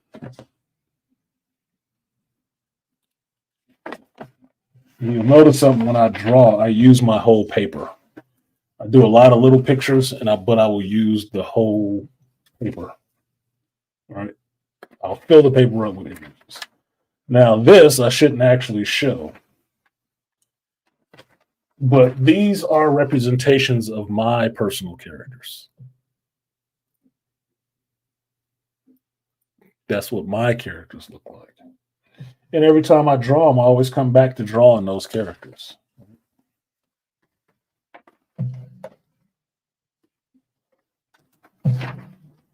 Now, this was me just doodling. All right.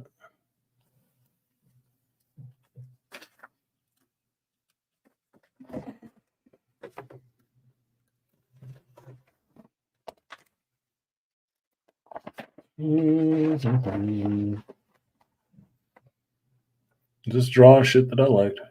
Just fucking around. Hadn't been drawing for a while. So just doodling. Sinestro, Spider-Man, Venom, Baby Yoda.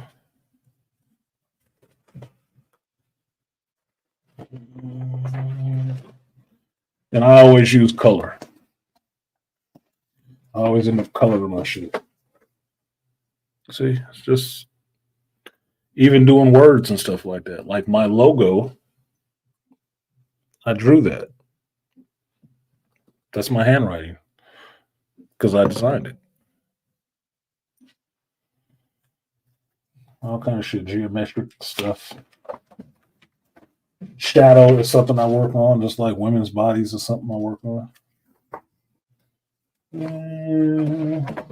Now here is 2 more of my original characters, right? X and Strike, Hyper Strike. This is the one that I changed the color scheme on because it looked too much like Invincible. That's the colors I settled on, black and green.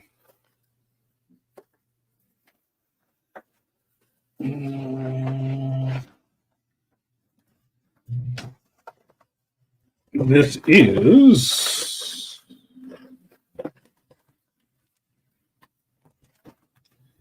the idea I had for turning the masculine mercenaries, if anybody remembers that. I'm sure Malika does. turning the masculine mercenaries into a set of comic book characters. That was Grinch, Angry Man, Crimson Cure, right? Even BGS is in there. Even BGS is in there. A little wise mage. But I did some designs and then I did some drawings of those characters and what they would look like.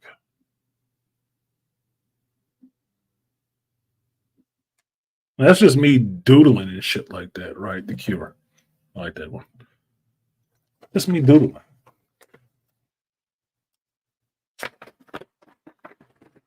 Actually coming up with a design, color scheme, what the person is about, all that shit.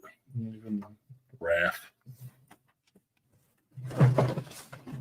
So I always draw. I always draw on something. There's nothing that I have that is blank that I do not draw on. So I usually like stuff plain because it shows me the potential. Because then I will draw on it. That was a shitty picture. That started for one thing and spun into a bigger picture. It looks like garbage. Garbaggio. But here it is, my main characters again. Oh, that was 2020. But these characters go back to 93. That's how long I've had them. Sandworm of Doom.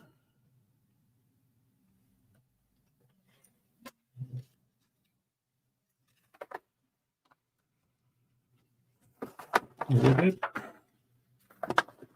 Is that it? Nope. That's not it.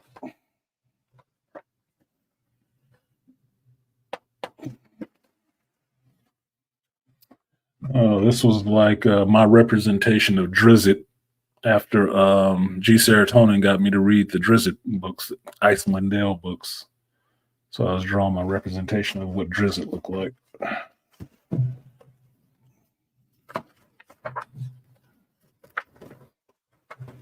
And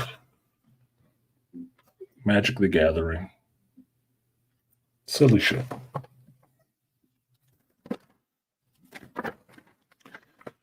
So there you go. So if you're looking for some of my art online, that is where you will find it. Shout out to Art Nustel for doing it. But look at Black Artists on the Spot. The early episodes, like the first 100 or so, you'll see me drawing on there what it looks like.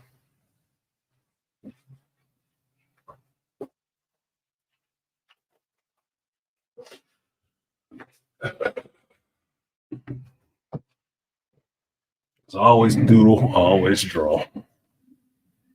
Let's see.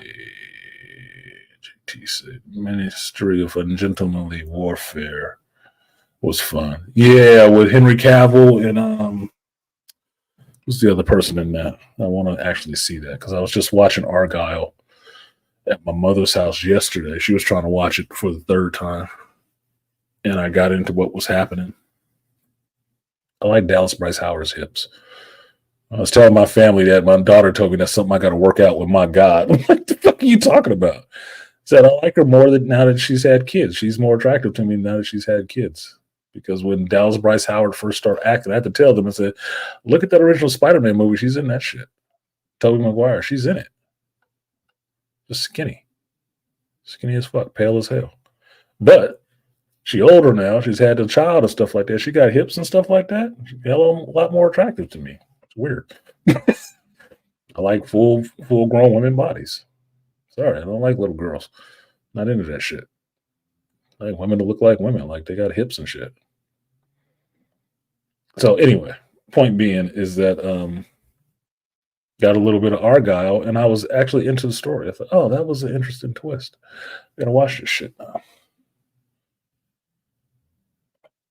Let's see.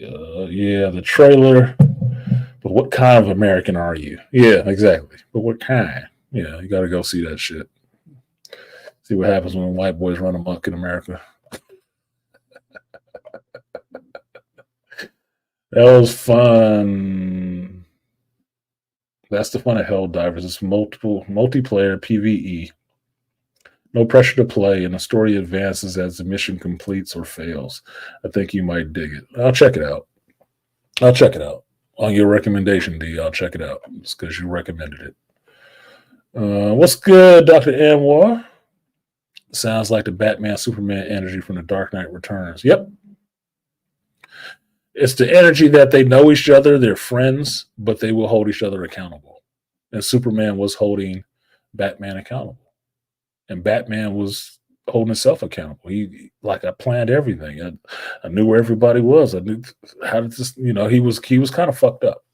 He was kind of fucked up that he had to call Superman. And Superman showed up, but he wasn't showing up to hold his hand. It'll be okay, Bruce. Let me hold your ears back. It'll be good. No, he was giving him some shit. Like, nigga, what did you do? Told you this would happen. Taking these chances. No, but I planned everything. Obviously not. Jay said, right on, those are nice. Appreciate that. Thank you, man. You're being hella nice. I say that because, like we were talking about earlier in the show, standards. I have art standards. My art does not reach my standard. It doesn't. For how clear it is in my mind, the translation between here and here is off. So it's not right in my mind. And I'm a perfectionist at my work. It's never right. It's never right. I don't care how good the picture looked. Never right to me. What up, Beast? Beast rolled into the danger room. We at a legendary level in this bitch. Yeah, there you go. Arta Immore, he in there. Yeah, stay creative always. Because see, Arta Immore does something that I don't do. He can draw on the computer. I wasn't drawing on the computer. I was just sketching. I use pencils, pens, whatever I could fucking find. And white paper, green, whatever fucking paper I could find. It didn't matter. I would doodle and draw on that shit to this day. This shit over here. And not just people and figures, lettering and stuff like that. I would do all of that shit. Nice designs and concepts. Thanks for sharing. No worries. I'll find that shit stolen somewhere. I know what it is. This is why I got the idea that God puts creativity out there into creative people. And if they use it, they become famous. If they don't use it, if it just sits in them, he will move that shit to somebody else. Because I've seen my designs for characters show up that I have not told anybody about. I've seen them show up out of other artists, other creative people. And it worked. I'm like, oh, well, that proves that it would work. If I had more confidence in myself at the time, I would have put it out. But I didn't. Somebody else did. It's the same idea. I was just, at that time, how I understood it, I was just 10 years ahead. 10 years ahead of where people would have went. So, like I tell you, my characters were made back in 93. When did Invincible come out? And the costume looked very similar to the costume I designed for my character back in 93. But I didn't do anything with it. Robert Kirkman did. The idea most possibly passed. Or the creative spark was passed. You didn't use it? Okay, I'll put it into another vessel and see if they use it. What they do with it.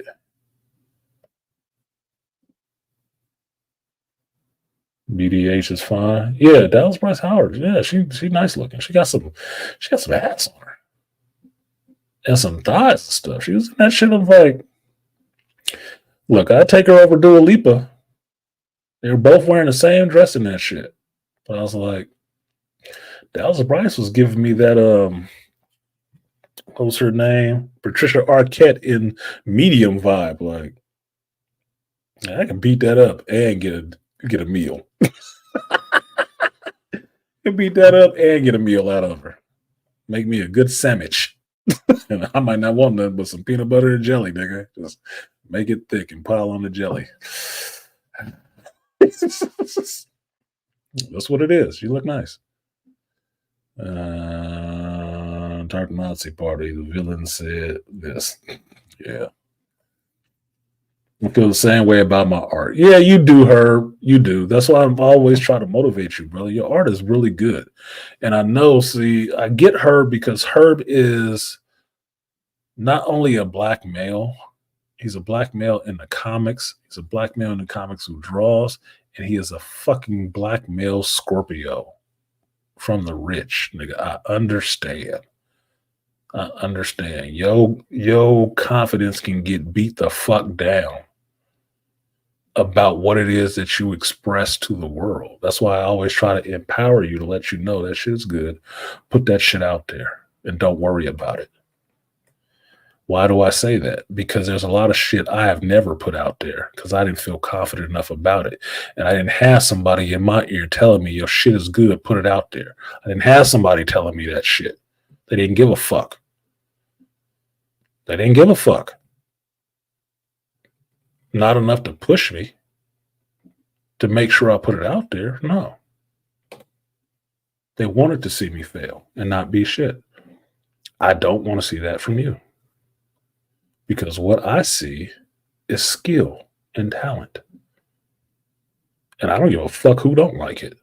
Because the only people that was telling you they didn't like that shit was people who can't draw their fucking self and would never produce shit. And you know what the fuck I'm talking about. Would never produce a goddamn thing. So why are you fucking listening to their opinion? Fuck them. You want to believe something, believe me. Your shit is good, put it out there. You should be working for one of these companies. The fact that you're not or not doing your own shit, if they so short-sighted not to want to hire your ass to do it, you see how the comic book industry is going with the people that they do hire. Is the art any better? It ain't any better than yours. Stories ain't any better than yours. And you at least try to do all of that shit yourself. So fuck them. It's they short-sightedness. Do it yourself. Fuck them. Let them die. Let them die. Create your own shit. So I can come see you at a con. Like JT in here and Chris with your own table. Selling your own wares. Like, yeah, nigga, that's us. Oh my fucking God. You absolutely right. I will.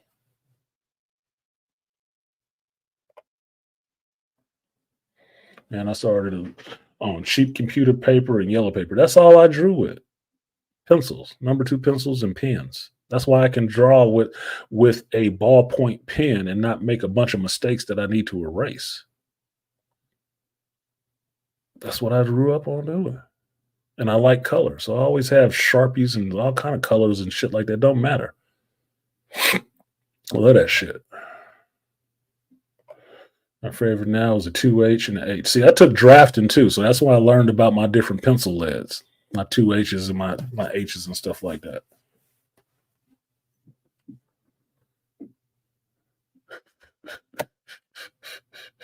Get it in the watercolor mix with colored pencils. Yeah, I use colored pencils. I love my prism markers. I love those. The double points, excuse me. And when I draw, it's usually pencil or pen. 0.7. That's how I start. I know how to draw with blue and stuff like that, but I usually draw with those two. And get it from there. You got to be queer to make it in comics because they're afraid to tell you no. You got an automatic defense mechanism against shittiness and being told your work sucks. That's the problem. They came in there under the banner of black oppression and pushed their own bullshit up there. Now you can't say nothing to them. Because that'll mean you're such and such. No, it don't. It mean they shit suck. The fuck you talking about? Are they writing about queer characters? No. Then it sucks. Them being queer ain't got shit to do with it. It does give you an understanding of their worldview, but it ain't got shit to do with the character. If the character is boring, the character is fucking boring. fuck you want me to do about it? I'm a straight guy. If I wrote a character and you read it and you said it sucked, it would just suck. I couldn't turn around and say, well, you just hate it because I'm straight. No, we hate it because it's garbage. Call it what it is. It ain't about all the rest of that shit. Shout out to the Beastly Nerd. What was the first donation of the whole fucking 4 hours? Holy shit. I am garbage at this YouTube shit. I cannot generate $1. Well, maybe I just generated 20. Maybe you felt bad for me. I don't know. Look, I just left the danger room at work. No problems the whole day. And right at the end of the shift, kids in 2 different units started fighting. I just left work after getting incident reports filled out and signed. That's how it happened. That's how it happened, BC. You probably was tired. That's when that shit happens. You finally tired and looking for that escape, motherfuckers like, you look like you're ready to go. I think I'm going to turn her right now. Now's the time to turn out. You think he's leaving on time today? No, sir. We need you to stay a little bit longer with us and our bullshit. So shout out to Beastly Nerd. I will give you for supporting the stream.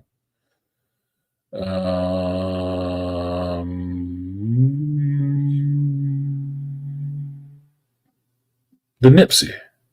Appreciate you, Beastly. Double lag. Fat, double lag. 100 on the sack, double lag. Block like a ghost town, still double bag. I was kind of in my flow today, so I wasn't looking at the Cash Apps. But Cash App gave me an alert that my disk space on my phone is limited, so it wouldn't work correctly. So I don't know if the shit is working correctly or not. I ain't heard it one time, so maybe the conversation is not that goddamn interesting to y'all. I wasn't doing it because I gave a fuck necessarily. I was doing it because it was on what was on my mind. That does not tend to generate a shitload of money. Oh, it did pop up something. Okay, well, let me give these people their respect because I do appreciate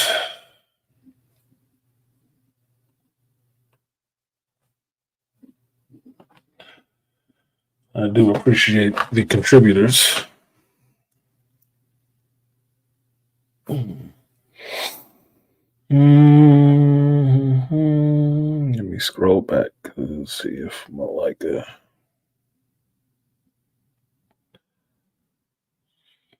think that was last. Yeah, that was last week. Just checking. So I'm gonna do this, and I'm gonna go ahead and get out of here because there's some other stuff I want to do. I'm deciding if I'm going to go to work tomorrow. I don't necessarily feel like it. I feel like it's going to be more of an undertaking if I do.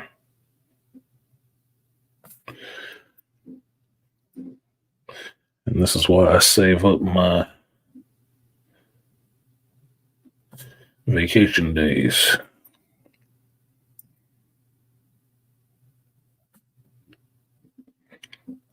When I feel like saying "fuck y'all," I will. All right, so shout out to the Aquatechie donating on the Cash App side, before the show even started. Appreciate you, Aquatechie, and being in the chat. I will give you that Ruby salute. Appreciate you, Aquatechie.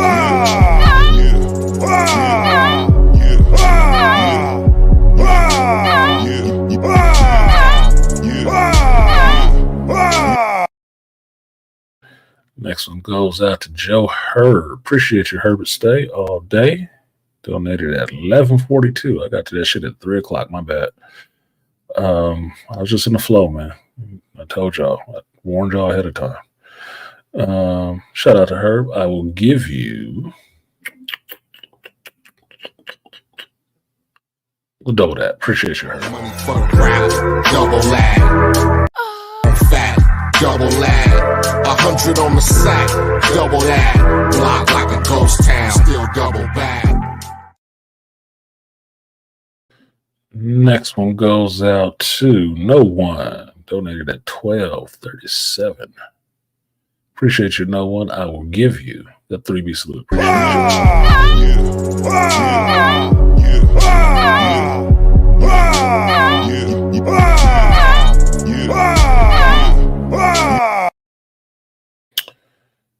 And shout out to no one again.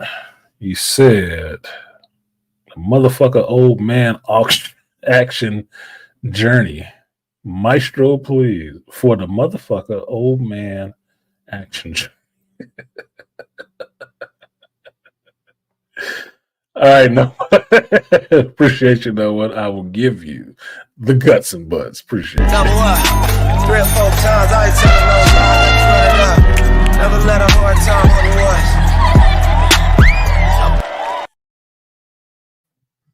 That old man energy. Old man energy. Not really an old man, but when your niece hitting 30, your son hitting 30, you understand you up there in age. Your time is almost over on this bitch. Shout out to JT for supporting the stream. JT from Fracture Comics. Pick up your Fracture Comics. Hellfire. Arc. Edge of the End. There's the other one. Sugar Rush. Don't forget your Sugar Rush. A lot of comics. Check them out. FractureComics.com. Put your information in the chat, JT, in case some new people don't know who the fuck you are. Because y'all can support Ripper. You can support these brothers too. And they local. They actually do shit. So shout out to JT. I will give you the double that. Appreciate you, JT. For the crowd, double lag. Fat, double lag. 100 on the sack, double that. Block like a ghost town, still double back. It's JT. The message said, remember it. Yeah, remember it. JT, remember it. The name's JT. Remember it. Funny as fuck. We needed that laugh. Shout out to Dr. Anwar. Dumbball, Mr. Goodball coming through. He said for the show donation. Appreciate you, Dr. Anwar. I will give you 3B salute. Appreciate you, Dr.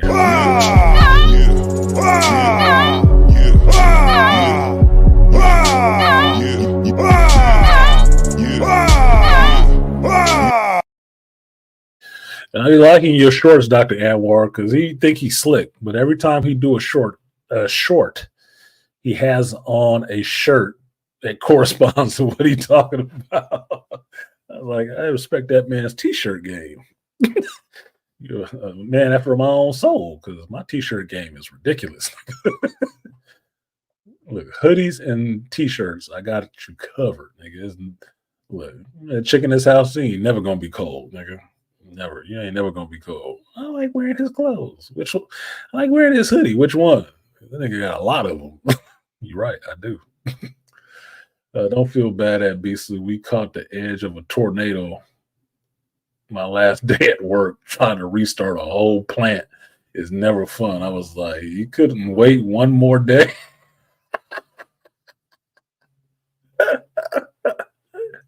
That's right, Rainfire. I said, God, you couldn't wait one more day? I mean, what the fuck?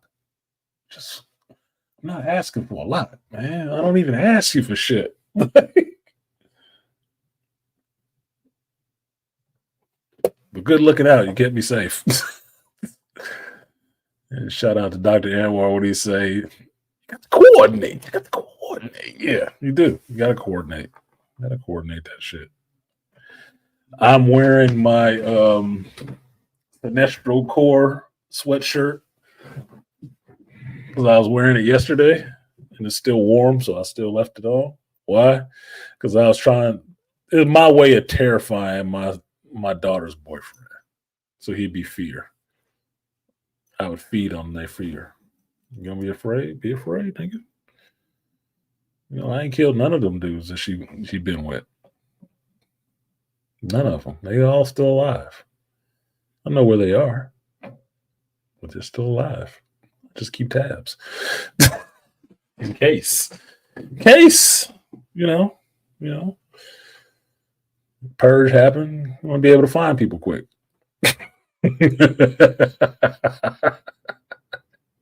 You just want to know where they are. You don't want to have to go too far to find them.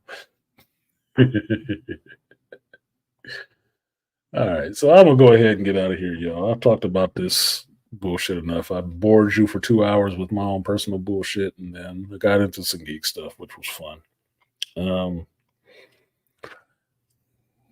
The other things that's going on in the world: drone attacks, Drake and Kendrick, even OJ dying. I saw one person had the same sentiment I did about the OJ death, and people talking about it. Like, didn't that motherfucker get found not guilty? I guess it don't mean shit anymore, right? Okay, so why is this whole bitch who was sleeping with the whole police department and ratted them out, or some of them ratted them out of all the shit she was doing herself? Why did they pay her ass like $500,000? Why'd they pay her? She's guilty of doing all the things that she did. She lost her job from doing all the things she did. But wait, she got a payout and the rest of the motherfuckers got just fired? Oh, I guess it was because there's a bunch of black dudes banging out that little white chick, right? So now I'm curious who replaced them. How many female officers got these sergeant positions after that bullshit? You want to look into some shit in Laverne? Look at that. Who got the position after they fired them dudes? Who got the position? Now you'll understand what 2008 was and why you got so many people that you can't stand in positions of authority above your bitch asses. They took it. They taking over. No, they took over, nigga. You late. You missed it. Shout out to Rainfire Designs. He said, for the Civil War movie night, because Monkey Man had my blood pressure up, yelling at the theater because it was all, I'm the only one in there. Hey, I want to see Monkey Man too. I just didn't see it earlier this week, but I'm still going to go see Monkey Man. Because what is it this week that comes out? I think it's Rebel Moon Part 2. Scargiver comes out this week. And I got like 4 videos from Bad Batch I have to edit and put up. 6, 7, fucking probably 6 of them bitches. 7, 8, 9, 10, 11, and 12. Yeah. All recorded. Just not edited and not put up. So I had to put it up for my Patreon folks because I lost one and I got too few to be losing one. So I need to put that shit up so they can see it. Or I need to at least put the YouTube portion up so you can see it. They can already see the unedited stuff on Patreon, which is artisanmc on Patreon. Link should be in the description. But Civil War looks interesting. I want to see that. I do want to see Monkey Man too, because I do support actors turning directors in their first time attempts. I do. I support that shit because they should make that transition. It should be a leveling up process that you do. If that's your design, your vision, do it. I'll support it, especially if I like you as an actor. Why the hell not? Going to the movies anyway. Maybe you'll make something I want to fucking see. So we'll check out Monkey Man. We'll go see Civil War today. We'll come back and watch Fallout, the rest of that series, which I'm enjoying. Even though the Fallout shit is a black dude and white chick in it. It's giving me those Last Skywalker vibes. And not because it's going the same way as Last Skywalker. I mean, not Last Skywalker, but Force Awakens, right? with Finn and Ray. Just because this black dude was totally enamored by this little white chick. And she naive as fuck in the world. But he also, the black dude cannot fight for shit. He always getting his ass kicked.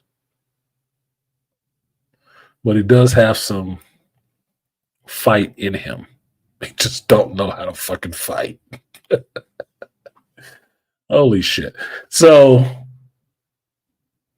the setup in that sense is kind of like Force Awakens. Because it's a sweaty faced Negro. It's cowardly and getting his ass kicked. Yeah, Beasley. The only thing he ain't said was Ray, but her name is fucking Lucy, so he could probably get Lucy. I'm waiting to see that shit happen. But she saved him a couple of times. But he saved himself a couple of times too. Even after getting his ass kicked, he did nut up and go at these motherfuckers, like 4 of them, and kind of kick their ass. Then he started getting his ass kicked all over again. I'm like, shit, dude. Keep using the metal pliers, nigga. Just keep beating them with the metal pliers. You waited too long with that overhand fucking smash. Hassan chop shit. They could just knock that motherfucker head off.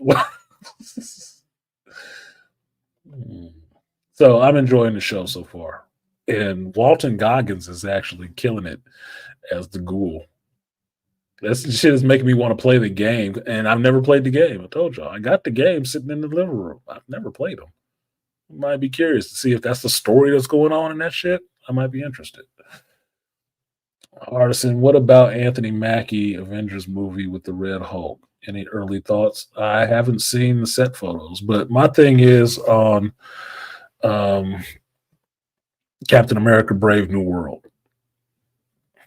I can agree with most comic book fans that Falcon did not need to be Captain America because Falcon was a well-established character on his own, being Steve's sidekick, right? Be that as it may, Falcon was a good enough character on his own. He had his own name, right? He didn't need to be Captain America. Be that as it may, he is fucking Captain America now. So I will support going to see the movie to see what the fuck it is. I'm not going to shit on it just because it's a black dude being Captain America. I'm not. It would have made more sense to me to go to Bucky being Captain America first, which we know happened, than Anthony or Falcon being Captain America. It was an interesting story, but I thought it should have went the other way. Am I interested in the movie? Yes, I'm interested in the movie, just like I'm interested in the Thunderbolts movie because I want to see Red Hulk. It's being played by Harrison Ford instead of John Hurt. Well, he did. I'm fine with Harrison Ford to give him a reason to be a surly old bastard. I just want to see what the damn story is. I'm not worried about, social justice messaging and DEI. I don't get the fuck out of here with all that dumb shit. Look, some things that happen in the comic book happen for diversity's sake. And some shit happen in comic books because you need a mantle system in Marvel. What the fuck? How many different ways you going to tell the same goddamn story with the same fucking character? That's Marvel's problem. They don't have a mantle system. And that whole Generations era, all new, all different, was them trying to instill a mantle system into Marvel Comics because it needs one. That's its Achilles heel. How many different stories do you have to have? A different dimension, a different timeline, a different this, a different that to tell the same story with the same fucking character? The reasons why you have all those dimensions because they understand the fan base doesn't accept the change of the character, so they have to test it in some other way. What is Miguel O'Hara other than a Spider-Man without having to do Peter Parker? We had to put that shit way out in 2099 so we can get a Spider-Man that wasn't Peter Parker. And it worked. People like that character. But he had to be in the freak way in the fucking future for it to happen. Because then everybody didn't have their fucking panties in a bunch about that shit. You didn't alter Peter Parker any. Look, I'll say this: it's a good thing and a bad thing about comic book fans. They are slow to change. They are slow to change. And that can be good in some ways and bad in some ways. The good ways are, when things are not right. Like you get a shitty writer artist team, you like, nope, Claremont did it better. So-and-so drew it better. No, nigga, no, absolutely not. And because you're that way, comic book companies know that shit. It don't take long before they change that shit back to formula. Like my boy Zach used to say, a year and a day. Because they get that feedback real quick. Like, yeah, we was smoking along. How many we sell this month? Nigga, half. What? Yeah, and they sent back the comics. They want their money back. What? We got to stop doing that shit. Hey, in that. Dead that right now. No fucking way. We got to get these numbers back up. It's immediate. You got 12 issues, nigga. Ask Joe Herb. Herb is one of the people who will jump off a book quick if that shit starts sucking. It ain't what his standard is. It's not what he used to. It's not traditionally what that shit is. You probably got 4 issues. You probably got 4 issues with Herb. If Herb don't like that shit in 4 issues, that's 4 months. 4 fucking months. 120 days, right? If he don't like it in that much time, he is done with that shit. Pull it off my saver. Pull it. I'm not buying that shit right now. No. I'll come back to him when they start doing some shit I like. Immediately. He don't waste no time doing that shit. He will cut titles quickly. It don't matter how long he been reading that shit. If that shit is not going good, look, here he is right here. Nope. Get that shit off my list. Nope. I'm not buying this shit. He will not support it with his money. He won't. He ain't gonna buy it in hopes it gets good. No, fuck you. I'll come back when it gets good. You'll earn my money. But you ain't getting it off top. He will cut titles quickly. He one of the few people I've seen do that. And that's from just working in the comic shop. I'll suffer through some shit for a while. I'm weird like that. Like, maybe it'll get better. Maybe there's some jewels to pull out of that shit. I'm always looking for the silver lining on some of this shit. No, that nigga be like, yeah, I don't want this on my saver no more. It don't matter if the stack was like this, nigga. Nope, these got to come out. Take these off my saver. It's not good. I don't like this writer team. I don't like this writer. I don't like this artist. This looks like shit. You're right. It does look like shit. Sorry, man. I'll come back when they do it right. No. So that's the good part of it, of geeks, that they slow to change. The bad part about them being slow to change is when certain things need to happen. You need to understand. Superman has to have a weakness. He can't be everything. Batman cannot prep for everything. Peter Parker needs to fucking grow up and be allowed to grow up and be a grown goddamn man.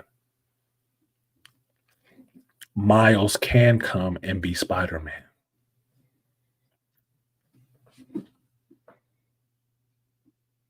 Shit needs to happen.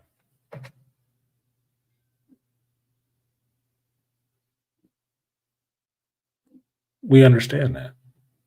But your resistance to some of that shit is what makes them do this whole ring around the rosies dog and pony show all the fucking time. Do I think there needs to be a bunch of fat fucking characters flying around here? No. You can deal with 1 or 2. Does everything need to be women? No. But you can have a couple that you make. Does every character need to be gay or have some alternative lifestyle? No, but you can make some new ones. You don't have to change the old ones to put that in there. It just means you need to spend your time and do the work to make that character a popular character, just like the rest of these characters had to earn their popularity too. Earn the devotion of the fans for those characters because you spend the time to fucking develop it.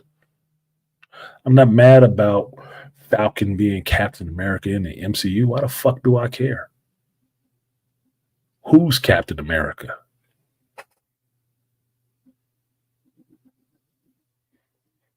I just know if he's going to be Captain America, it might help to have some super soldier serum in your ass, which is why I don't think that was a good fit. If you ain't going to give him the serum, why give him the shield? Might be interesting story-wise, but I feel that you're doing that nigga a disservice.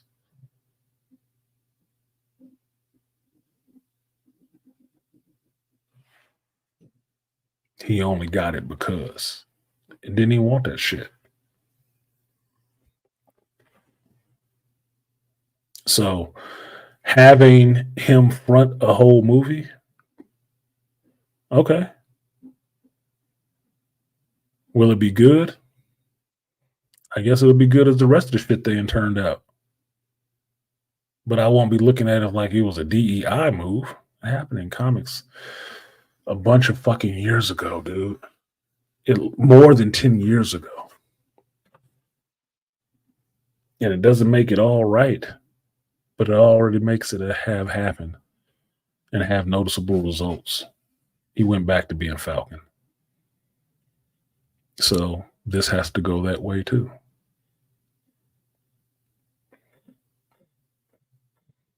Now, speaking of this happening comics thing, it's something I wanted to address because Nerdrotic brought it up with the announcement of the female Silver Surfer, and that them proving, or the rebuttal is that now, see, she happened in comics. She did happen in comics, and y'all don't like this shit either. You know, the woke throwing that shit out there. I told y'all years ago, but since I have a small channel, you probably didn't listen. But a lot of times for this shit in comics, when you make these complaints to them that if it wasn't in comics, then you don't accept it. The one thing these motherfuckers do is listen, which you fail to. They listen. They took that feedback. So now they're going to just troll comics to pull out characters that were in comics. So they defeat your fucking argument that it didn't happen in comics. So it's not accurate. I told y'all for a while now that comic industry, since the popularity of the movies, has been the tail wagging the fucking dog. Meaning, what they want to put in movies, comic books start adopting. So making a character like the female Silver Surfer was preemptive in comics. Because it was there before it was in the movies. That's why she's there. Now, it was an interesting story. But don't be mad when they pull it up and they want to use it. You can't be mad. Because it did happen in the comics. But you have to understand why it happened in the comics. Because not everything that happens in the comics happened for the sake of the comics, because it was a natural, organic storytelling thing. And some of that shit was just put in there to give it some roots. To give it some legitimacy. So I tell you about all this backfilling shit that happens in Marvel Comics with the Star Wars stuff. A lot of it is backfilling to make up for the holes they made in these goddamn movies and this continuity and shit. And they keep throwing stuff in there into the past to fill up the shit that's wrong in the present. No, but see, Darth Vader did this back in such and such. That shit never existed before. They just wrote that, nigga. Don't be quoting that shit to me. That ain't canon. It's this new shit. They're trying to fill it in because they heard you complain about it sucked so bad that they went back and wrote this shit into the story so they can put that in there to try to fix it. That's retconning. That's all that shit is. That's some 1984 shit. We're changing your past to control your future. So you can remember that was not the way it was. It don't matter because they changed it in the comics now. So that's the way it always was. For everybody that comes behind you, nigga. Especially if you ain't the one there loud enough to say it. This ain't correct.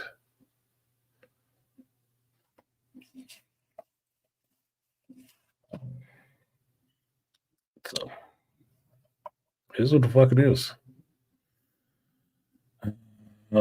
Shout out to Rainfire.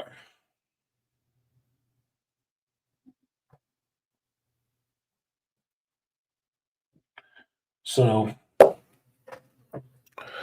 shout out to Rainfire Designs for his donation. I will give you the guts and butts. Appreciate you, Rainfire. Double up. 3 or 4 times, I ain't telling no lies. Run it up. Never let a hard time on the was.